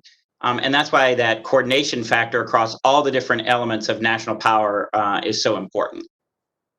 Okay. My next question will be for Mr. Jaffer. Earlier this month, in a joint public service announcement by the FBI and DHS's Cybersecurity and Infrastructure Security Agency, the FBI reported it is investigating, and I quote, targeting and compromise of U.S. organizations conducting COVID-19 related research by PRC-affiliated cyber actors and non-traditional collectors. So in other words, there is reason to believe China is attempting to exploit the recent pandemic to hack into U.S. businesses conducting research on the very virus originating in its own country.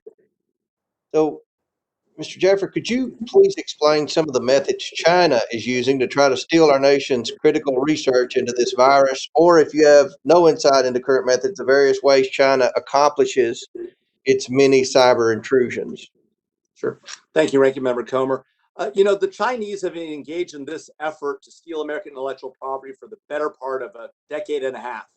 We didn't talk about it publicly for a long time, and it was only until Chairman Rogers and General Alexander came out and started talking about what was happening with China that the public became really aware of it. And it's only in recent weeks and months that we've really become aware of our supply chain dependence upon China when it comes to things like PPE and pharmaceuticals. We now realize that has also expanded well beyond that to semiconductors, quantum, and the like. And so what China is doing is they have literally built their economy on the backs of American innovation, on the backs of American R&D. You wonder why a Huawei router often looks like a Cisco router? It's because, sir, it essentially is a Cisco router. They stole that intellectual property, repurposed it in China, and then sold it as a good. Now, they built on that for sure. They are trying to do the same thing in the COVID arena. They're trying to get out ahead of this, trying to have the vaccine first, and essentially grow their economy on the backs of our challenges. And they're going to steal our intellectual property to do that. We simply cannot allow that to happen. This has been a national level issue. The president has been very aggressive in pursuing China on this front. We ought not let a trade deal get in the way of ensuring that we hold the line and stop the Chinese from conducting this continuing effort of economic espionage that has allowed them to build their economy on the backs of American R&D. Madam Chair, we've had this hearing, and it's become, it's always been clear that cybersecurity is a huge threat to the United States. We talk about China being one of the worst actors with respect to cybersecurity threats, cybersecurity violations. You look more at China and you see they've been stealing our patents for years, our intellectual property. Who knows what all they have done with respect to COVID-19. I think we would like to get to know that. I know the select committee's delving into that, supposedly. We've spent a lot of time in this committee investigating Russia. I believe that the American people, the American taxpayers, would be better served if we spent a little bit of time investigating China. So in closing, I would really encourage you to consider devoting a little bit of time in this committee to investigating China, whether it be COVID-19, whether it be our intellectual property or our patents, whether it be cybersecurity hacks, threats, things of that nature. So that's my encouragement to you as we proceed and hopefully work together in a bipartisan way. But I want to thank all the witnesses for being here today and look forward to further discussion on this proposal. With that, I yield back. Thank you, Mr. Comer. Next, we will go to Ms. Norton. Ms. Norton, you are unmuted. I want to thank the chair. Can you hear me and see me? I want to thank the chair for this really important and timely hearing. Because I represent the nation's capital, I have a special interest in this hearing. We are, of course, like most big cities, but we're not just any big cities. And my question goes to what has already happened to some big cities. I don't know who should answer this, perhaps starting with Mr. Rogers, I'm not certain. But we've already seen that another big city, New Orleans, has actually had its ransomware shut down altogether, grounding all their operations to a halt. Imagine if that happened to the capital of the United States. So I must ask if we are fortified here in, for that matter, the nation's capital and in other cities against similar shutdowns of all operations, blacking out the city altogether. So any number of you are likely to be qualified to answer this question, but I would begin with Mr. Rogers. Well, thank you, Congresswoman. I appreciate the question. You know, we've seen this ransomware activity for multiple years now, and it became more aggressive and more aggressive, meaning that it was spreading amongst organized crime, international organized crime groups and others seeking to gain revenue from this, including, by the way, the North Koreans who used ransomware attacks to gain revenue for the government. And early on, I hate to say about my brethren in the FBI, there are early recommendations to some of these companies where you probably should just pay it because we don't have any way to intercede in the interim to do anything about it.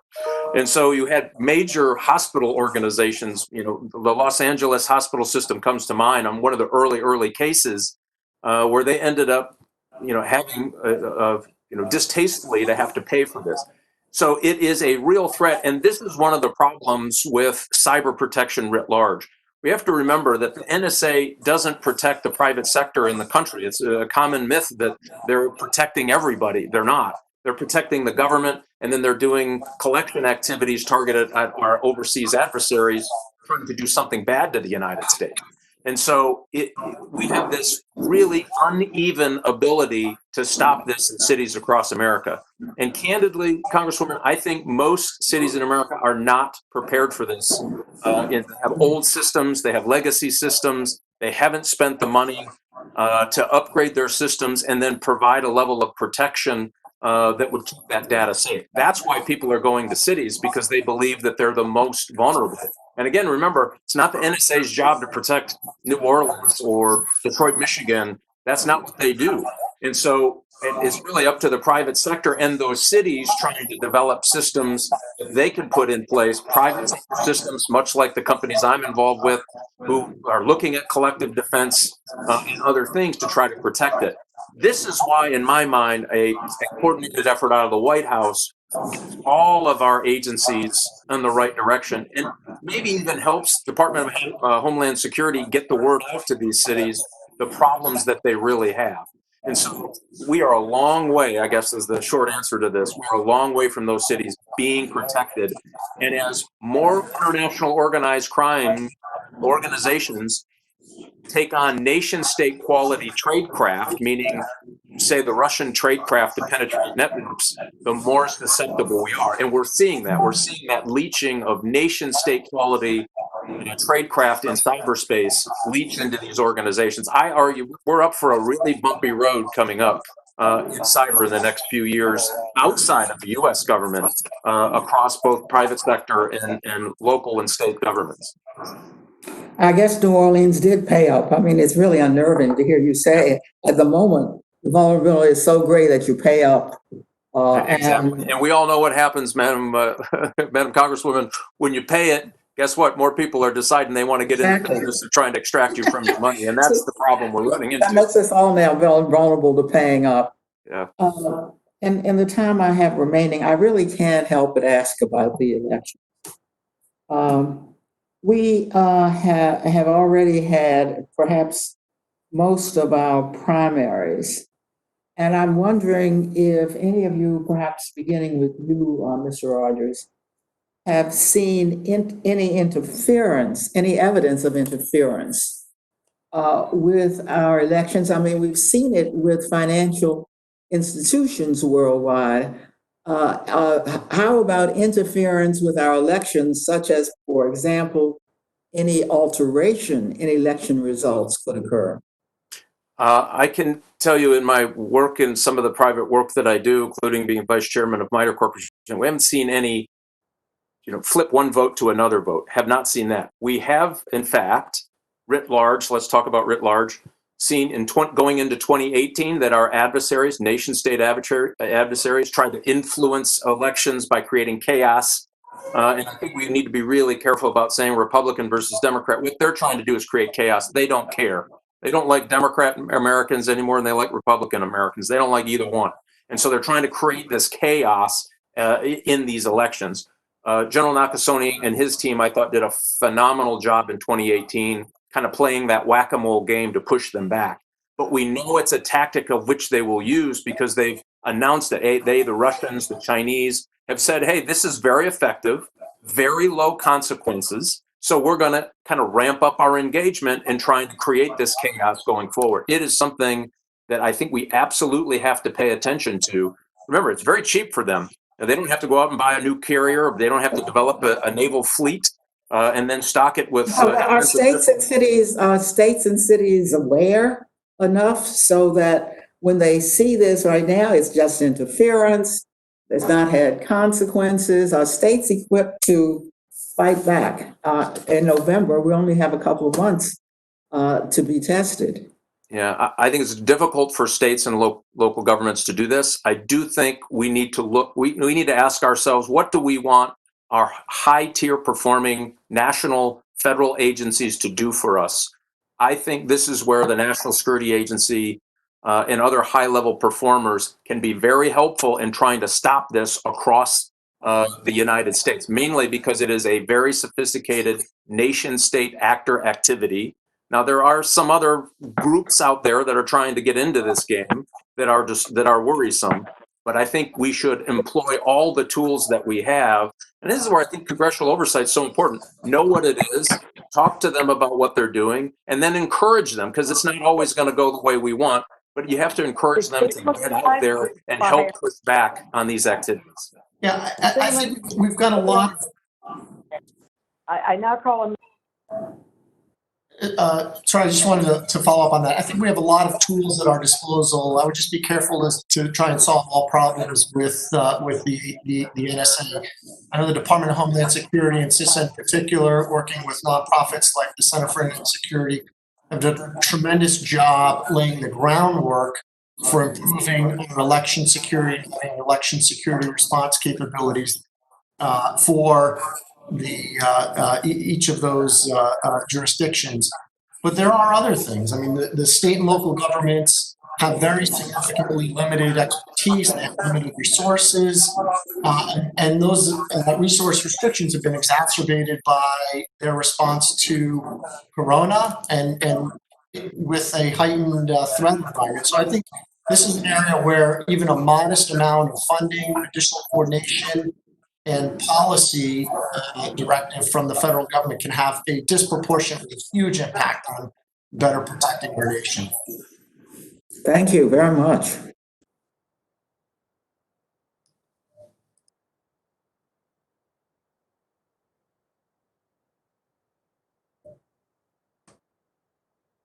Madam Chair, I yield back. Mr. Gosar? Can staff tell me who I should call on if Mr. Gosar is not here? I'm here. Okay, good. Good. You recognize. Thank you, Chairwoman. I'm going to go back to you, Mr. Jaffer. I want to have you walk through. You made some gave us some ideas of maybe this wouldn't be appropriate at the presidential level. Can you walk us through that a little bit more? Sure. So, Mr. Gosar, as you may know, there are 4 Senate confirmed individuals today in the White House office: the director of OMB, the U.S. Trade Rep, the head of the Office of National Drug Control Policy, and the head of the Office of Science Technology Policy. Of those, 2 really focus on things that Congress and the president really share: trade on one hand and the power of the purse, OMB, right? Yeah. That's why those 2 have been very successful. The 2 that have been a lot less successful, OND-CP and OSTP, are largely successful because they're not really shared relationships. On this one, you have the challenge you have is that this is an area where the president feels strongly this is a national security responsibility, right? This is like war making in a lot of ways, right? And there are non-war making components. The idea that any president, Democrat, Republican, Trump, or otherwise, would be willing to give up a significant portion of authority, I think is going to be a challenge. I think you're going to face significant challenges with the White House.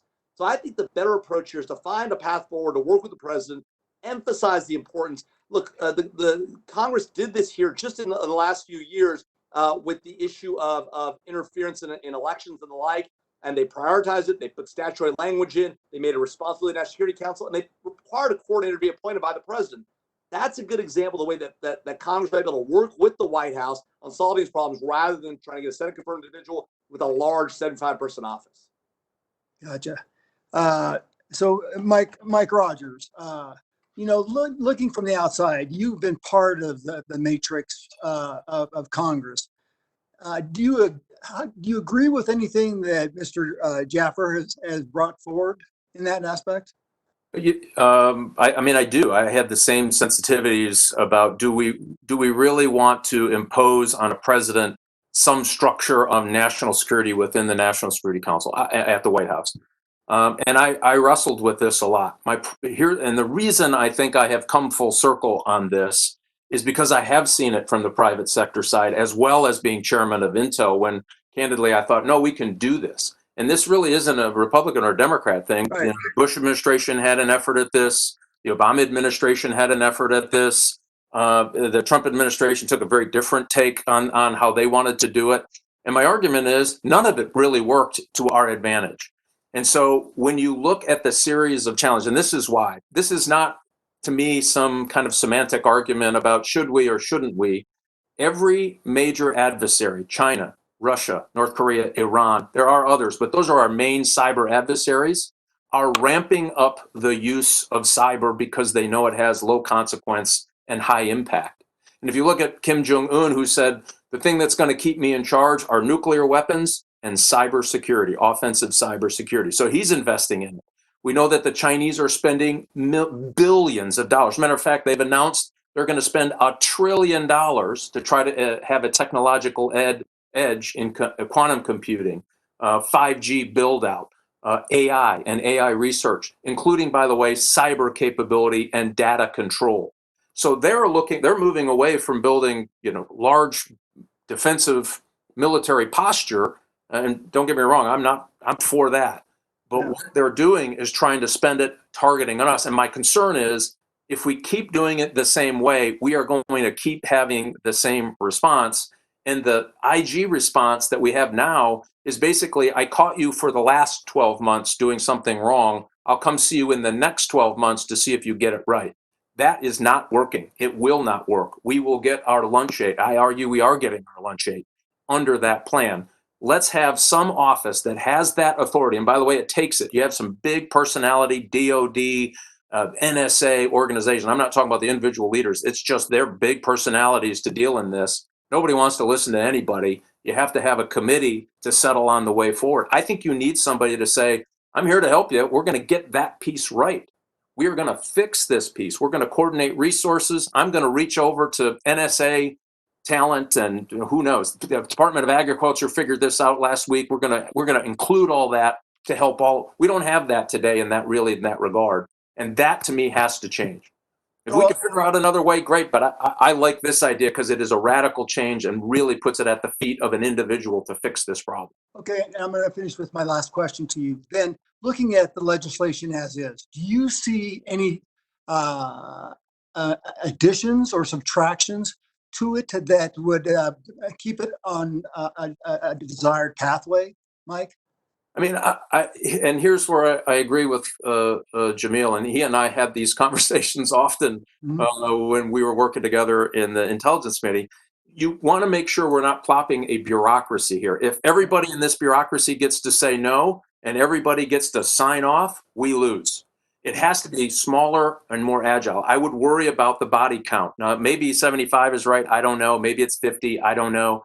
But we need to make sure that it is agile enough in its strategic advice that it can actually do something. It needs to say, Department X, that you haven't performed, we're going to, not that I'm going to beat you with a stick or have you hold before Congress, I'm going to help you get where you want to go.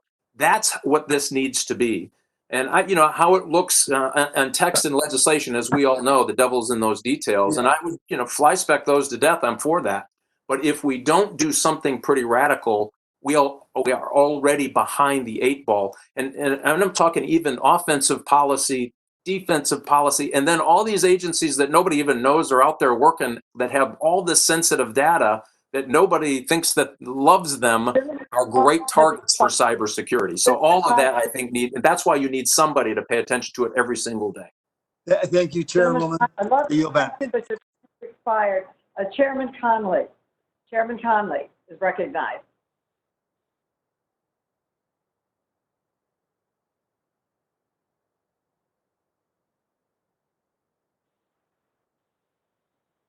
Thank you, Madam Chairwoman. And thank you to our panel. Fascinating conversation. And I don't know if Jim Langevin is still with us, but congratulations on the work of the Cyberspace Solarium Commission and this piece of legislation. I want to go to practicality. I've spent all 12 years of my life in Congress focused on federal IT, modernizing federal IT. And, we spend $96 billion a year on IT at least, 80% of which is spent simply maintaining legacy systems, many of which cannot be encrypted. They can't be updated for 21st century cyber protection. And I want to raise some concerns, and Mr. Daniel and Ms. Spalding, you both kind of touched on it, as did Mr. Jaffe. But Mr. Daniel, you were in the White House. We have a CIO in the White House. We have a CTO in the White House.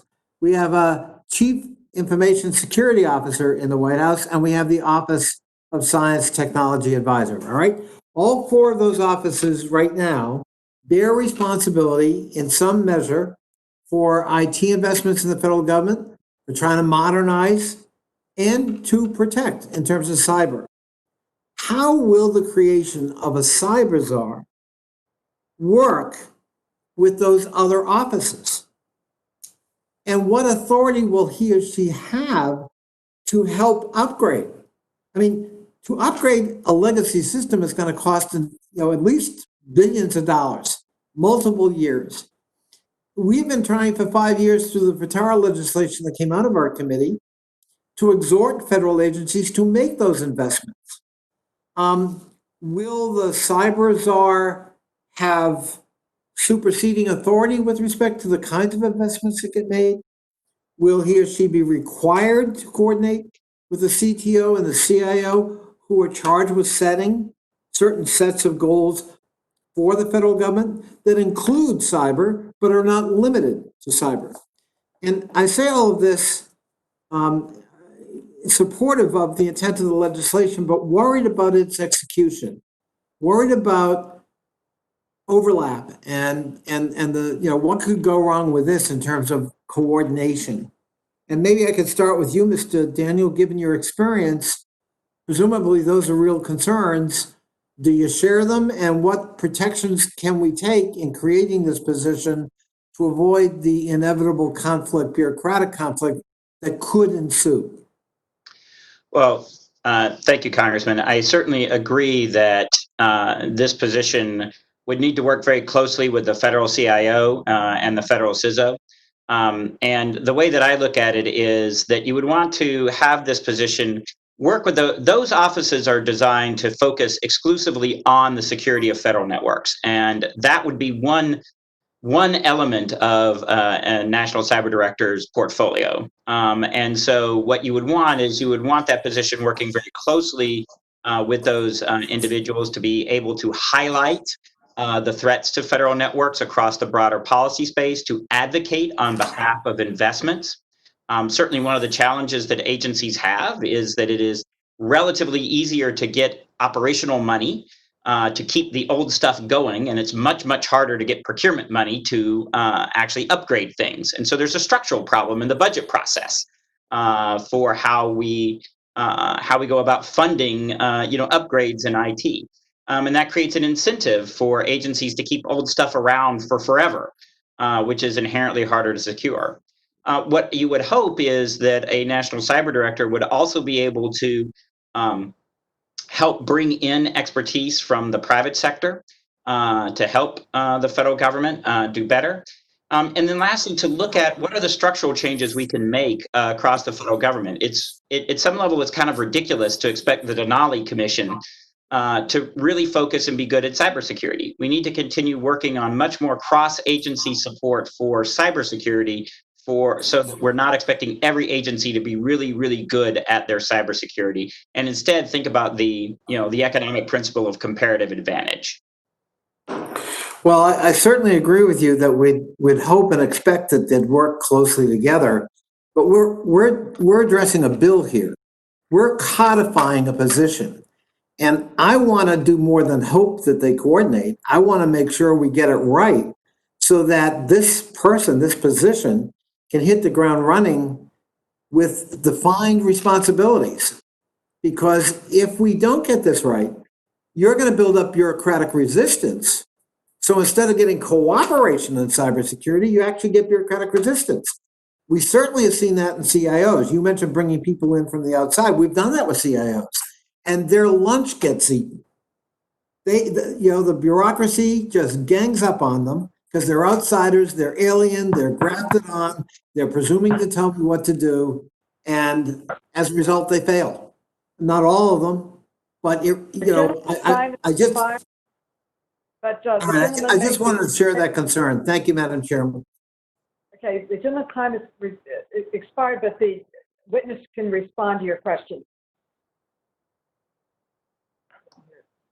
Well, thank you. Yes, I mean, I certainly agree that, requiring some coordination with the federal CIO and the federal CISO, whose job it is to focus on federal agency cybersecurity, could be useful, because it's those individuals who should really focus specifically on that task. And that, again, this would just be one aspect of something that a national cyber director would have to be concerned about.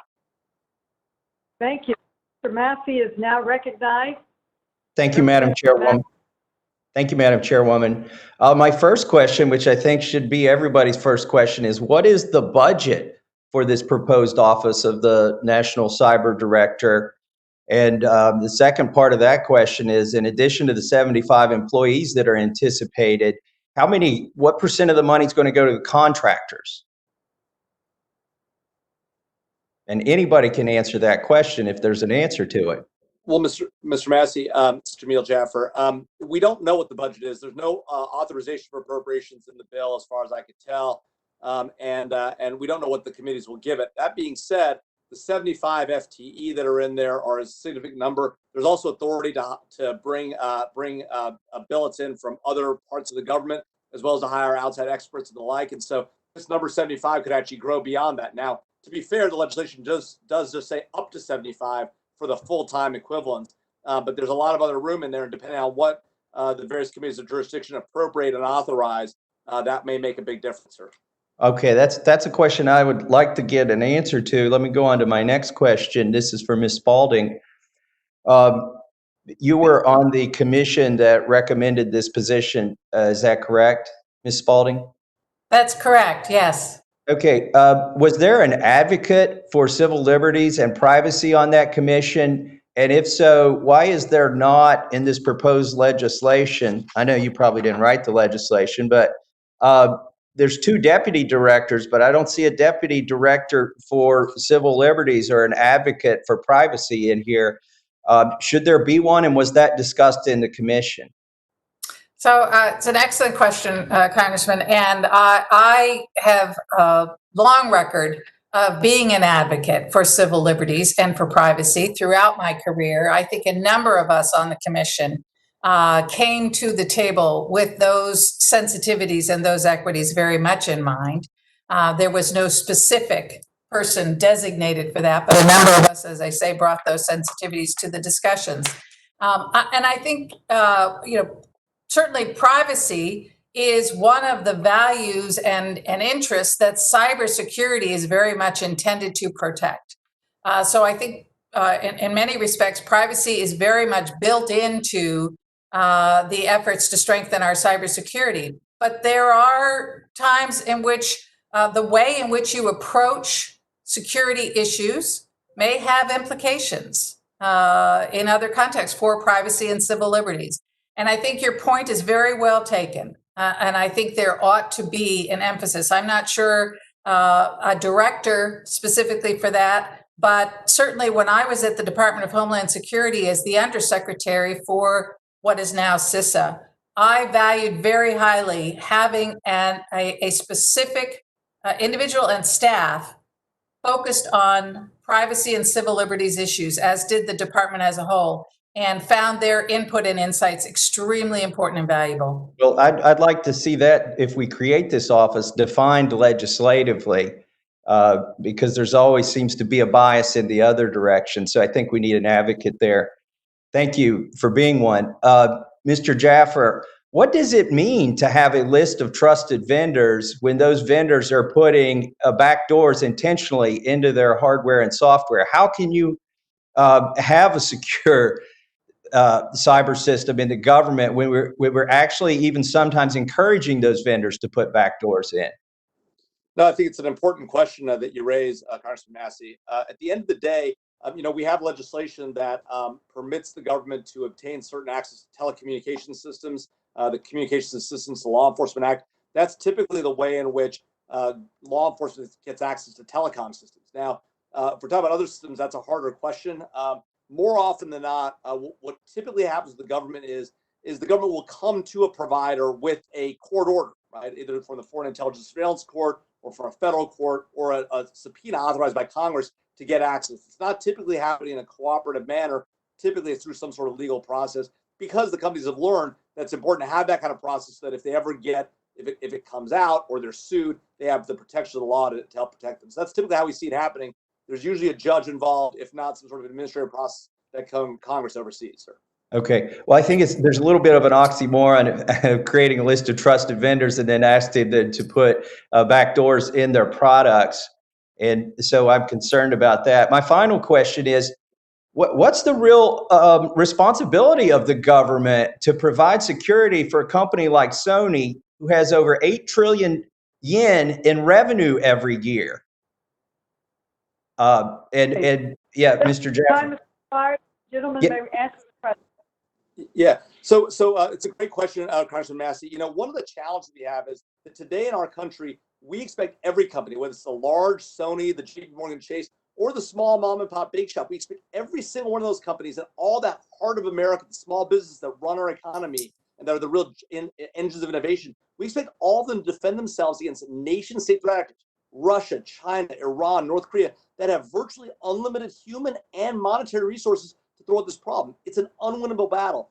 We've got to get those companies to come together with one another, create a collective defense structure with multiple industries, work with one another. And the government, frankly, takes all this intelligence it collects and provides it back to industry in an actual form to help them defend themselves. If we're going to put them on the front lines, we owe them better, and we're not doing that right now, sir. Well, if I can interrupt here, I think that there's maybe a misperception being created here. I don't think they're dealing with sophisticated adversaries. Many of these companies are falling victim through simple negligence, through not applying a standard of care with their system. And I think the line of questioning is important, and why I think it's important to have this cyber director position is to balance the equities of law enforcement, where there's proposals, policy proposals to create backdoors and weaken the encryption in commercial products. There's intelligence gain loss decisions that are made on a daily basis. There's law enforcement considerations in creating norms of behavior and international norms of behavior here. And all of these things are being done without having a national policy thought through at the White House level that can balance and consider all of these different equities. It's sort of each department and agency often running on their own in a fairly uncoordinated fashion. Thank you, Madam Chairwoman. I yield back.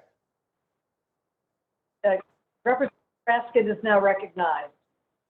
Thank you, Madam Chair, and I want to salute our colleagues, Mr. Langevin and Mr. Gallagher, for an extremely compelling presentation and for their hard bipartisan work on this legislation. I'm kind of puzzled by the history of this, and I was hoping that Mr. Rogers might start off by clarifying some things for me.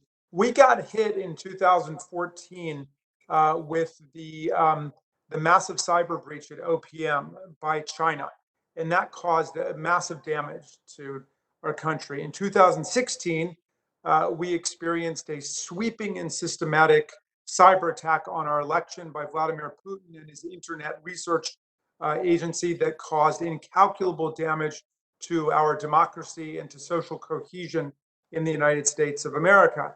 Now, of course, in 2020, we have been caught totally unaware and seemingly unprepared for the coronavirus epidemic, which was denied and dismissed and trivialized and wrapped in magical thinking. And now we lead the world in case count and death count, while our European allies totally have the virus on the run. We are spiraling out of control. So if everybody's responsible for something, nobody's responsible. And it seems overwhelmingly compelling and clear to me that the purpose of this legislation is absolutely right, which is we need someone who is coordinating our cyber defenses at a time when all of these weaknesses and vulnerabilities have been repeatedly demonstrated by different attacks. So I guess my first question for you, Mr. Rogers, is why has it taken us so long to get to this point? What has slowed us down? Oh boy, that may be the $1 million question, Congressman. When we went back and looked at it, think about this, the first time that China was publicly named as this increased actor in cyber intellectual property theft, even though we had known it was going on for years, was 2010. Why? Because the Bush administration has said, oh, we can't, no way, we're not disclosing that yet. Even the early days of the Obama administration, they said it's too early, we got to figure out a way around it. So had Dutch Ruppersberger and I at the time, we gave a pretty forceful argument about making this public. So we've only been talking about it publicly for 10 years. And I think the public is slowly coming around. Now there was a recent Gallup poll, I think last week, that said 81% of Americans believe that there will be a cyber attack of significance on the United States. We didn't have anything like that in 2010. People thought we were crazy. I mean, they didn't understand what we were talking about. And so public opinion has been slow to catch up. I think we're in a very different place now. Public opinion is probably more with us now than it's ever been to try to defeat this thing. And remember, there is no system out there that is completely impenetrable. None. I mean, if it's connected to the internet, you are vulnerable. And so anytime we break up our efforts to try to do this, meaning if the NSA has one mission set and the FBI has another and they're not talking to each other, guess what? That seam means somebody's going to win. And that happens in private sector, it happens in local and state government, and it happens in the federal government. And if you look at what the Chinese were able to do, this was a very typical in the OMB breach, a typical espionage activity where they're going to take, I think it was, I forget what the number is now, 17 million records of SF-86, right? The very sensitive information to get a clearance. I got a letter saying mine was breached. All of that information was taken back. And think about what they're doing now with their ability through AI algorithms to collate that data and find out people that they're interested in spying on. Either you're with the government and have a classification, or you've moved on to the defense realm and have a classification. That was, unfortunately, a brilliant government espionage activity. And so we have to, and we really have to change the way we think about these threats.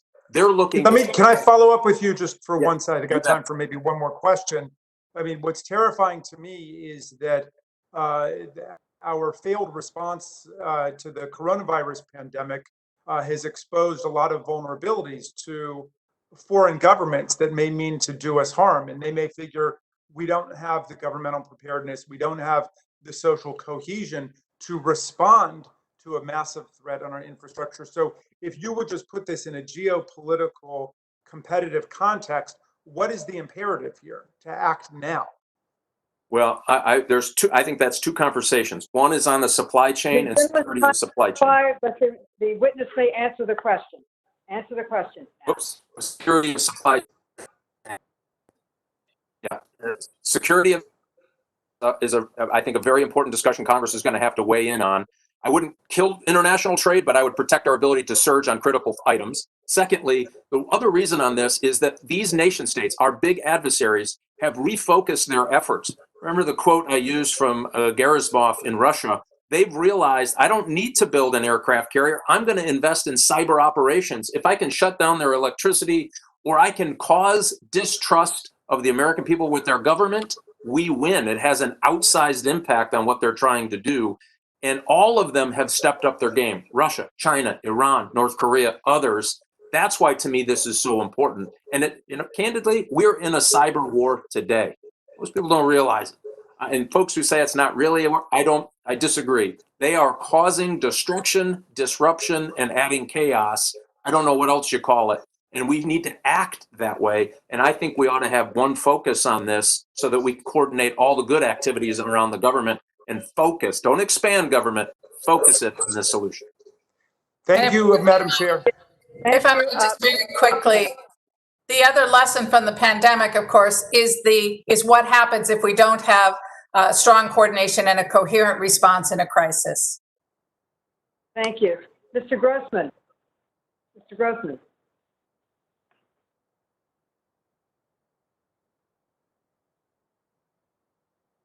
Can you hear me? Are you there? Yep. Can you hear me? Can you hear me?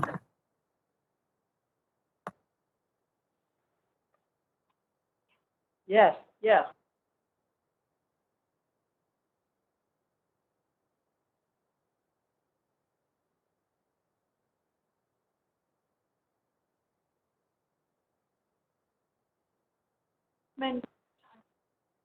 Unmute.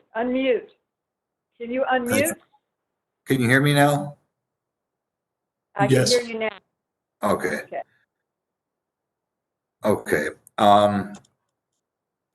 I have a question here. First question is, when we confront China or Russia about this, what do they say? You know, what is their response when we bring this up to them? Well, Congressman, I can, having engaged them on this topic directly, I can tell you that most of the time, of course, they deny it. And they say that. Do we ever catch them red-handed, either them or China? Oh, of course. And, naturally they deny it, and they will, if at most they would say we must be mistaken. And could we please provide them all of the detailed evidence for how we, found that out, so we could expose our intelligence methods to them so they could prevent us from doing it in the future. Then at most they might say it's some sort of rogue element that they weren't really in control of and it wasn't really them. They, of course, never will accept responsibility for doing that. That said, we have engaged with them in other ways to try to push forward and push back on their activity. That's fine. Now I have a question for Ms. Spalding. We asked this earlier, how a major cyber incident proceeds through the government. I want to kind of expand a little bit on that. I'd like to know step by step, based on your experience, what happens when an incident is reported by either the private sector or a government agency? What happens from discovery to response? Kind of walk me through the U.S. Cyber Command authorities that are triggered. And how would this change if we got a national cyber director? Thank you, Congressman. As Michael Daniel explained, some of it depends on how this information first comes into the government. So it might come in first to the NCIC, which is the National Cybersecurity and Communications Integration Center, or the Ops Center at the Department of Homeland Security. We would often get reports, usually from private sector companies, that they are seeing malicious activity, but it's equally likely to come into the FBI, for example. And then the players, the DHS, the CISA, the Bureau, FBI, and usually the NSA would get on the phone together, though there are often reps sitting at the Ops Center at DHS. But the information would be shared. And then a decision has to be made very quickly, depending on the nature of the event and if the government is going to step in, on what is most important. Do we go first? And sometimes you will try as you can to do these at the same time, but you often have to prioritize. Are we going to try to go in and mitigate the problem, address the malicious cyber activity and the damage that's being done to that private sector business, for example? Or are we going to put our priority on getting law enforcement in there to do attribution, to figure out who's behind this? And both of those are legitimate equities, but sometimes they can't both happen at once. And so conversations ensue to determine how to prioritize that. The advantage that a national cyber director can bring to bear on this, obviously, is to deconflict those competing equities quickly. Time is of the essence to make sure that we can get in there and do what is most important first, even as we're trying to accomplish all of the other equities. Thank you. Next question. One of you mentioned, we've talked about Russia and China, North Korea and Iran. And then you said other countries, one of you. Can you expand what other countries we have to worry about other than those four?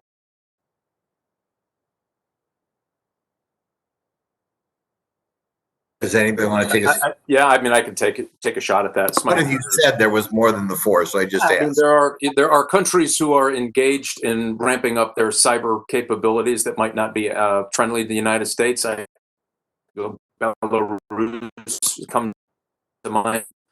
Leaked nation-state capability from Russia into former Eastern Bloc criminal organizations perform like a state. They may not look like a state, but they perform like a state when it comes in cyberspace. There are other countries that are probably best not discussed in an open forum that some would argue, aren't they friendly countries? And you would If you don't want to discuss them. Next question. One of you said they were involved in this George Floyd incident, that some of our enemies were involved in that. Could you expand on that? With me, Congressman. What we've seen is some reporting that the Chinese, you saw the Chinese foreign ministry from the platform in an open setting refer to the plight of Black Americans. Obviously, we know the Chinese don't actually care about Black Americans. They're interning 1 million Muslims in the Xinjiang province. So we know that these people actually don't care. It's an effort to influence our own discussions here in the United States. We know what they're doing overtly. We have seen them operate covertly in very similar related spaces. And we have every reason to believe that both they and the Russians, having watched what the Russians did successfully in our 2016 elections, are involved in this effort. They're essentially gaslighting these debates, playing both sides. Could you give us a specific example? Could you give us a specific example? So I don't know that we've seen sort of point on point examples, but I would bet dimes of dollars that in the next 6 months we will see very specific examples coming out of Facebook, Twitter, and the like. I can't prove it to you right now today, sir, but I put my life on it. Okay. The gentleman's time has expired, and thank you much.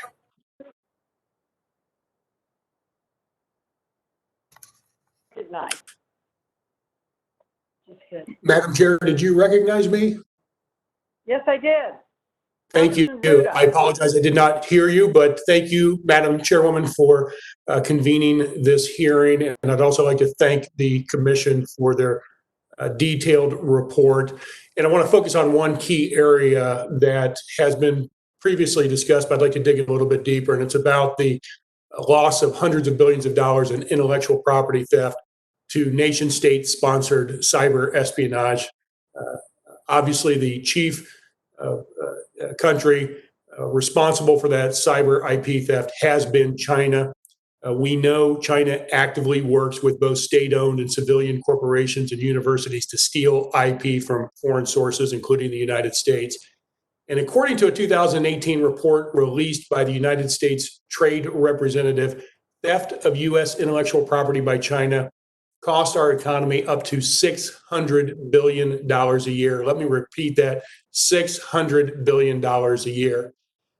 The long-term damage of these losses, however, simply cannot be fully quantified. And so, Ms. Spalding, let me turn to you first. In developing your recommendations for the National Cyber Director, did the Commission structure the role and its office with this persistent problem in mind? And can you provide any specifics as to how the director would address this issue? Yes, absolutely, we did, and the situation that you've described really is addressed by a number of recommendations in the report.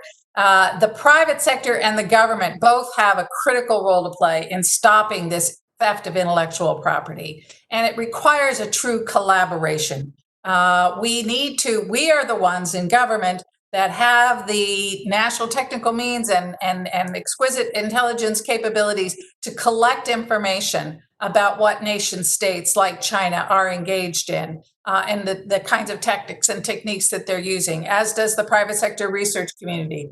The private sector businesses that are developing this intellectual property are in the best position to defend their networks armed with information from the government. So we have a number of recommendations to make sure that the government is obligated to get that information to those private sector companies.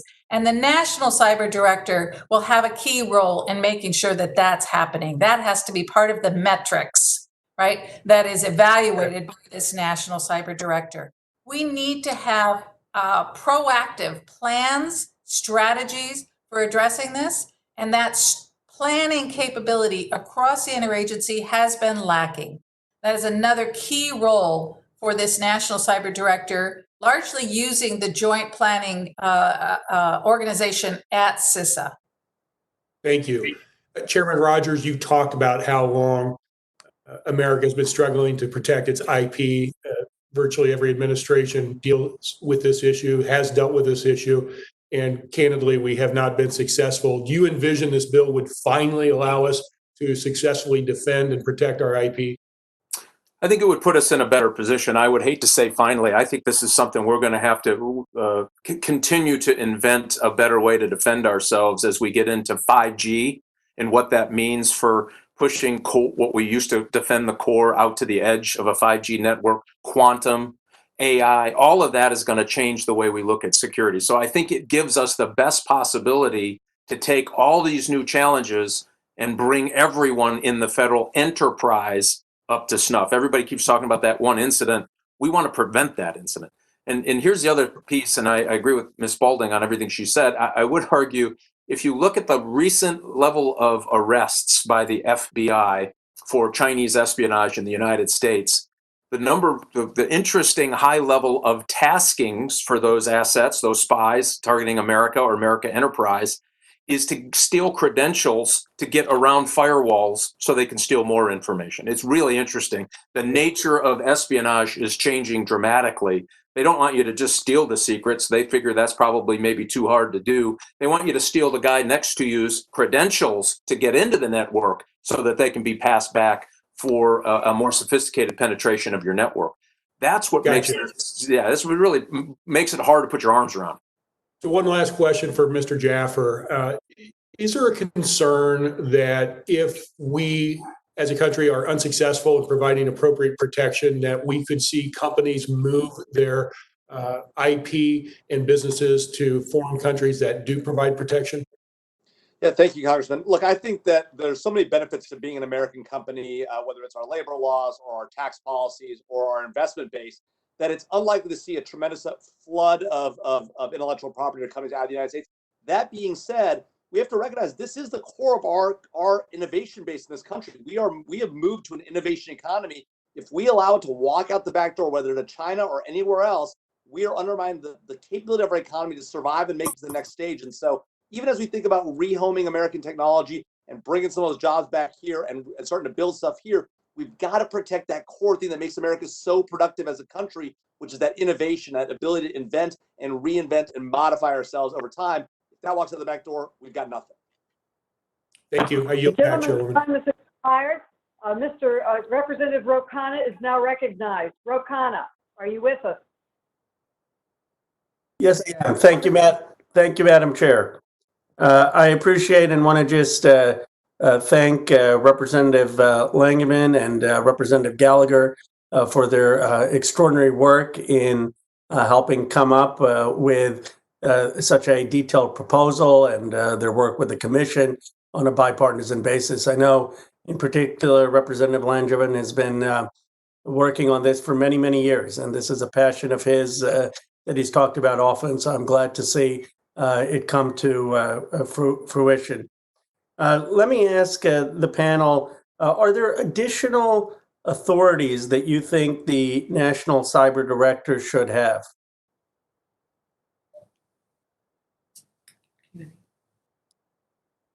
Well, certainly, Representative, I think that it is important that as we structure this position, that we make sure that it not be just restricted to looking at network defense. It's got to be able to have the full suite of capabilities that the federal government can bring to bear. So including military operations and intelligence and law enforcement and all the way across the board.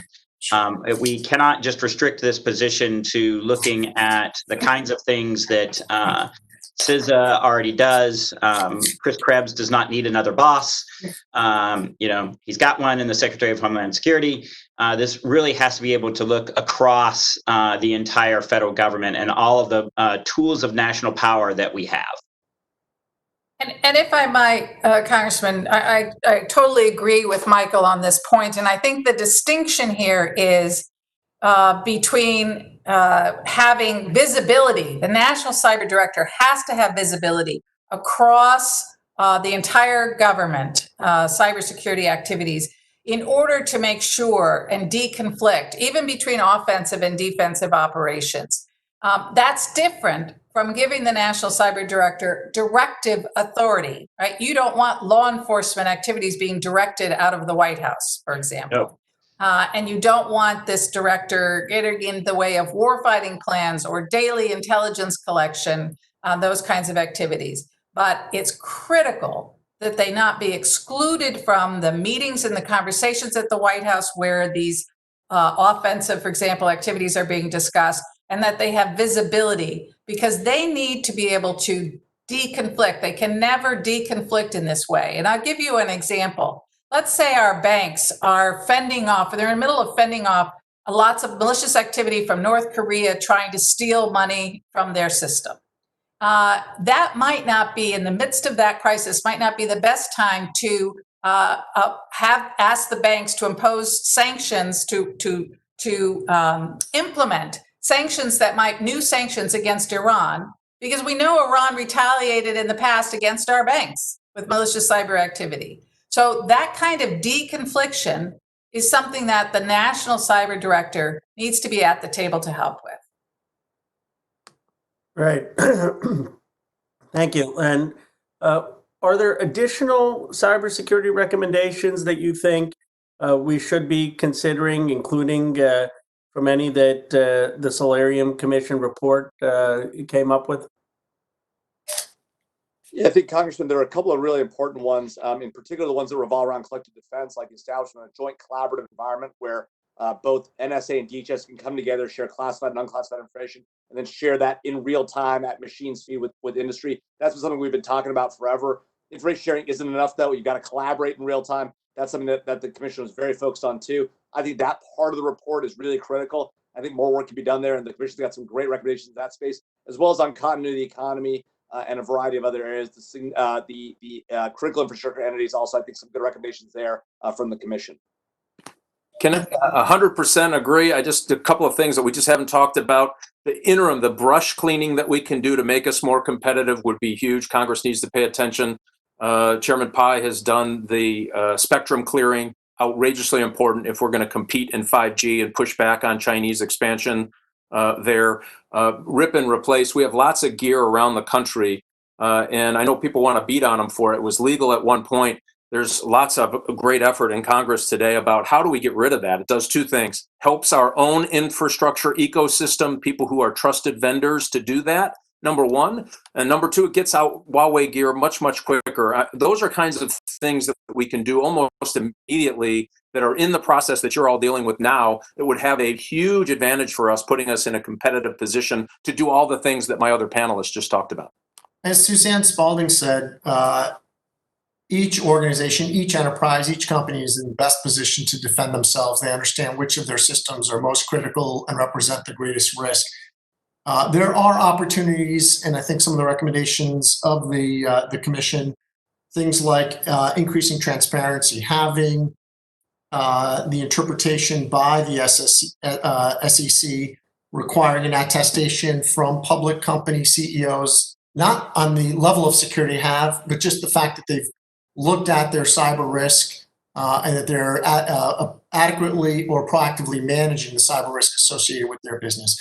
When you get things like that in place, you will increase the level of hygiene, increase the level of attention. You'll increase each enterprise's ability to defend themselves, and the amount of noise and the amount of economic loss will go way down. It's probably the single greatest move that we can do as a nation to improve our cyber resilience and preparedness. Yeah, I appreciate all of your expert testimony, and just want to thank again Representative Langevin and Gallagher. Representative Gallagher had come out to my district, and I remember at Stanford they were talking about a cyber Pearl Harbor as the big fear, and so many of the companies have talked about how we shouldn't have every company in this country required to have basically private armies to safeguard ourselves. We need a national response. So I certainly will be supporting this legislation and appreciate everyone who helped put it together. Thank you. And Representative Sarbanes, you are recognized. Representative John Sarbanes. Thanks very much, Madam Chair. Can you hear me? Excellent. Well, I appreciate the panel. I certainly want to thank my colleagues, Congressman Langevin, Congressman Gallagher, not just for their testimony this morning, but for their efforts on this proposal, which I support very strongly. Want to welcome back Chairman Rogers and thank the rest of the panelists for their testimony. Obviously, one key responsibility of the National Cyber Director is establishing and implementing a national cyber strategy. In 2018, the Trump administration released a national cyber strategy that aims to, quote, integrate cyber into all elements of national power, end quote. Chairman Rogers, could you speak to how the 2018 National Cyber Strategy has been successful or not successful in that goal, and how would the National Cyber Strategy that's required by this bill that we're talking about today be different from that? So could you maybe compare and contrast those a little bit for us? I think what that strategy was meant to do in 2018 for sure was bring us to a better place about coordination and understanding that our adversaries are using all the nation state power they can bring to bear. So diplomacy, military defense, intelligence, cyber, and kind of using that capability. Oh, and economic, the most, I argue, probably the most important. So we know that China steals economic data to try to influence its trade negotiations, as an example. So they're using cyber and intelligence as a way to influence all of those pressure points that a government has to bring it to bear on a country. And it's my understanding that that 2018 rule was to say, okay, we're finally getting to understand that it is, multi-domain, right? We tend to separate diplomacy and the economy to a great degree in this country. And so how do we try not to do that? How do we have everybody rowing the boat in the same direction, understanding our adversaries are using that against? I think that's what they were trying to do. I think it's still a work in progress. And a part of that, by the way, we debated when I was chairman and prior to me being chairman, and Mr. Langevin can comment on this as well, and certainly Jamil was part of those discussions as well, about what is offensive cyber? How are we allowed to protect ourselves if we know they're going to shoot at us in cyberspace? And I have seen lots of folks say we've solved that question over the last 15 years. I don't believe we have yet today solved that question. We have a piecemeal policy, and I think that 2018 policy was trying to say is we're going to, again, use all the nation state groups of power that I know our adversaries are using, and then try to understand what tools in our toolkit do we have. And I'm not saying every cyber attack should be, we should have another cyber attack back. I'm not saying that at all. But we really didn't, and I don't think still to this day, have a good definition of what we can do to prevent. And I've heard, the terms go through the years. Now we call it aggressive defense. Okay, whatever we want to call it. Well, we need to understand what that is. Yeah, so I'm interpreting you to say that the administration's strategy released back in 2018 was heading in the direction that now this cyber director with the strategy required under 7331 takes to a new and better and more coordinated and more structural place. One key difference of the role as envisioned by this bill is that the position would be empowered with new statutory authority to monitor implementation across the federal government in terms of strategy, which would include recommending changes to OMB regarding agency organization, personnel, resource allocation. I think that makes a lot of sense, as well as certifying that the annual budget proposal for each federal department or agency is consistent with the strategy. Again, that makes a lot of sense in terms of coordination. Mr. Daniel, I understand you spent 17 years at OMB before assuming the cybersecurity coordinator role. Do you think it's important for the National Cyber Director to have this statutory authority? And how do you think the relationship with OMB would actually work in practice? Yes, sir. Thank you. I think that it is critically important that the office have a very good understanding of the budget and be empowered to actually work in that budget process. Former OMB director once said, policy without resources is a hallucination. So, clearly the ability to influence and shape how we allocate resources is absolutely critically important. As a practical matter, I think what you would want to see is very close collaboration between any staff associated with this office and the line program examiners at OMB. OMB is at its most effective when it works very closely across the entire White House complex with NSC, with OSTP, with ONDCP, any of those White House elements to make sure that the budgets support the president's policies. And so you might even imagine a situation where you have program examiners from OMB detailed over to this office to help provide that connectivity and that reach back. And you would want them working hand in glove with each other to shape that president's budget. And so that's why I think having this lever of having a lever like that statutory authority that's in 7331 would be very, very helpful to the position. Thanks very much. I yield back. I now yield to Katie Porter, Representative Porter. Hi, thank you, Madam Chair. Under HR 7331, the first duty listed for the National Cyber Director is serving as the principal advisor to the President on cybersecurity strategy and policy. Mr. Daniel, having essentially worked to achieve many of those functions yourself, can you give me any concrete examples of how having a principal cybersecurity advisor was essential to the President's work and why it's important to formalize that role as proposed in the bill? Yes, thank you, Representative Porter. I think when you look at an issue like cybersecurity that is so cross-cutting, that affects so many different policy areas, from national security policy to our economic policy, you want the president to have an advisor who focuses on this issue as part of her time, the main thing that they focus on every day. Because it pervades so many of our policy issues now. And so if you're trying to decide what the US policy should be on everything from 5G to relations with China to how we're dealing with the Middle East, cyber shoots through all of those things. And so you want to be able to have the president be able to draw upon somebody with expertise in those areas that can bring that cyber perspective to those issues so that you make a decision knowing what the effects on our cybersecurity might be, for good or for ill. And sometimes you're going to make decisions that maybe have a negative effect on that for a greater positive gain somewhere else. But you do that with full knowledge and not by accident. And that's why it's so critically important that a senior advisor in the White House focus on this issue, just given its breadth across so many different policy areas now.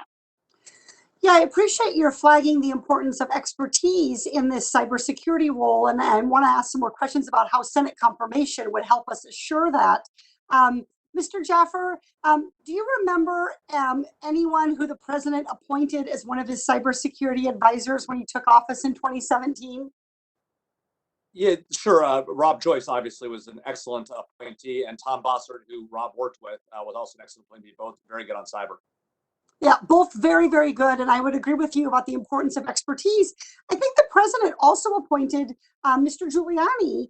And, you know, I think like so many of us, and I think we're seeing this during work from home, technology is frustrating and hard, and we're all struggling to get our level of expertise up to where it needs to be cybersecurity. And so I completely relate to the fact that Mr. Giuliani, after being appointed one of the cybersecurity advisors, got frustrated with his iPhone and went into a public Apple store in San Francisco within a month of being appointed a principal cybersecurity advisor because he'd entered his password wrong 10 times and was locked out of his iPhone. And I think this really indicates the gap between the rest of us who are trying to do our very level best and the need for a true expert at the very top of this. Would you agree with that? I completely agree. In fact, we're working a program funded by the Hewlett Foundation at George Mason, where we're bringing technologists from around the country to DC to train them on how policy works, so we can get more technologists talking to you about the problems that you have and the challenges that you face in policy making. I mean, giving you real advice from people who actually do the work, the data scientists, the coders, and the like. So you're exactly right. Having no substitute for having real experts in this area. Yeah, thank you so much. Ms. Spalding, I wanted to turn to you briefly and ask you, I know that HR 7331 would require the National Cyber Director position to be Senate confirmed. Can you explain why the Solarium Commission made that recommendation and whether you think it has, or how you would respond to concerns that has the potential to create distrust between the president and the National Cyber Director, or do you think that concern is misplaced? Thank you, Congresswoman. Yes, with respect to that latter question about the potential impact on trust in the National Cyber Director within the White House, I would point out that there are lots of a number of Senate confirmed positions within the White House, including the OMB Director. And I don't think anybody questions really the level of trust there with respect to that OMB Director. So I do think that concern is misplaced. And we talked a lot about whether the pros and cons of having this person Senate confirmed, and ultimately the consensus was, yes, we should recommend Senate confirmation. I think it's critically important that Congress have effective oversight. And given the decentralized nature of cybersecurity, if Congress doesn't have really the ability to hold someone accountable and really to have somebody that they can turn to get a coordinated and coherent picture of what's happening, it's going to be very hard for Congress to do effective oversight. So I think that's important, that Senate confirmation gives Congress a greater ability to conduct oversight of those activities. I really appreciate it, Ms. Spalding, and I think it's important to note that that's bipartisan oversight that Congress would be conducting. So unfortunately, my time has expired, so I yield back, but thank you so much. Thank you. The gentlelady yields back. Representative Comer, would you like to ask an additional question or make a closing comment? Representative Comer. I think that just to wrap it up, I want to thank the witnesses again for their testimony. This is certainly an issue that is bipartisan that we all care about when we're talking about cybersecurity. But the question that many of my colleagues have is whether we want to create another government bureaucracy and what's the total cost going to be, and how is this bureaucracy going to be able to work with the administration, whichever administration that would be moving forward. So I do think this was very helpful. I appreciate the conversation, appreciate the questions. Again, Madam Chair, with all due respect, I hope that we can focus on China. There's a huge demand across America to hold China accountable for not just COVID-19, but also the cybersecurity breaches that are at the hands of China. So again, I would encourage future hearing with a sole focus on investigating China and determining a path forward to hold them accountable for their violations. And again, thank you for the hearing today. And with that, I yield back. Thank you. Because this August marks 100 years of women's suffrage, I want to close with one final question. Mr. Yoren, your written testimony addresses the lack of diversity in the cybersecurity sector and how it contributes to the overall shortage of talent in the cybersecurity workforce. For example, you point out that women make up just 14% of the cybersecurity workforce in North America. You say, quote, "The nation needs a bold, new cyber workforce strategy that develops and advances the ranks of people from all walks of life," end quote. How would the federal government, my question is, how would the federal government effort to promote diversity in the cyber workforce benefit the private sector? And I mean more minorities, gender diversity. So how would it benefit the private sector, more diversity? Well, the most important thing when it comes to cybersecurity is recognizing the fact that what we're doing isn't getting the job done. We can't just have a continuation of the same mode of thinking, the same solutions, the same approach that we've used in years past to deal with the threats that continue to evolve. And as we deploy new technologies, they have new exposures and new vulnerabilities. So we need experts to come from diverse backgrounds. And that certainly means people that are trained in the discipline of cyber, but diversity of thinking, people with diverse backgrounds from minorities and other groups which are underrepresented in the cyber field and in the cyber domain. I think the government has an opportunity and a responsibility to help promote the diversity of thinking and the diversity of talent available to the private sector. Will help us innovate faster, think outside the box, and outmaneuver our adversaries. And so there's a series of programs. Love to have a conversation with you about it and perhaps a follow-up. Thank you. Ms. Spalding, do you believe such an effort would advance innovation and give us a competitive edge globally? Absolutely, Chairman. I couldn't agree more with Amit's comments. And of course, the Commission has a series of recommendations on building that cyber workforce, including diversity. And I would say, just from a very basic perspective, from my time at DHS, and we see it, we have an urgent need to build the number of cyber talented people that we have available to come into the workforce. We cannot afford to leave any part of our population on the sidelines of this effort. Well, I agree with you, and we can and must do more in this regard. I truly want to thank all of my colleagues for their participation, particularly Congressman Langevin and Gallagher for their leadership, and all of our witnesses for your passion and your knowledge and all the information you gave us today. The creation of a national cyber director is not something any of us take lightly. After what we've heard here today, I think it's clear this is something we cannot afford to delay. I also want to thank all of my colleagues across the aisle, particularly for their questions and engagement. It's not every day that we can find areas of bipartisan consensus that We have it here. We have to agree on our national security, protecting our innovation, and protecting our people.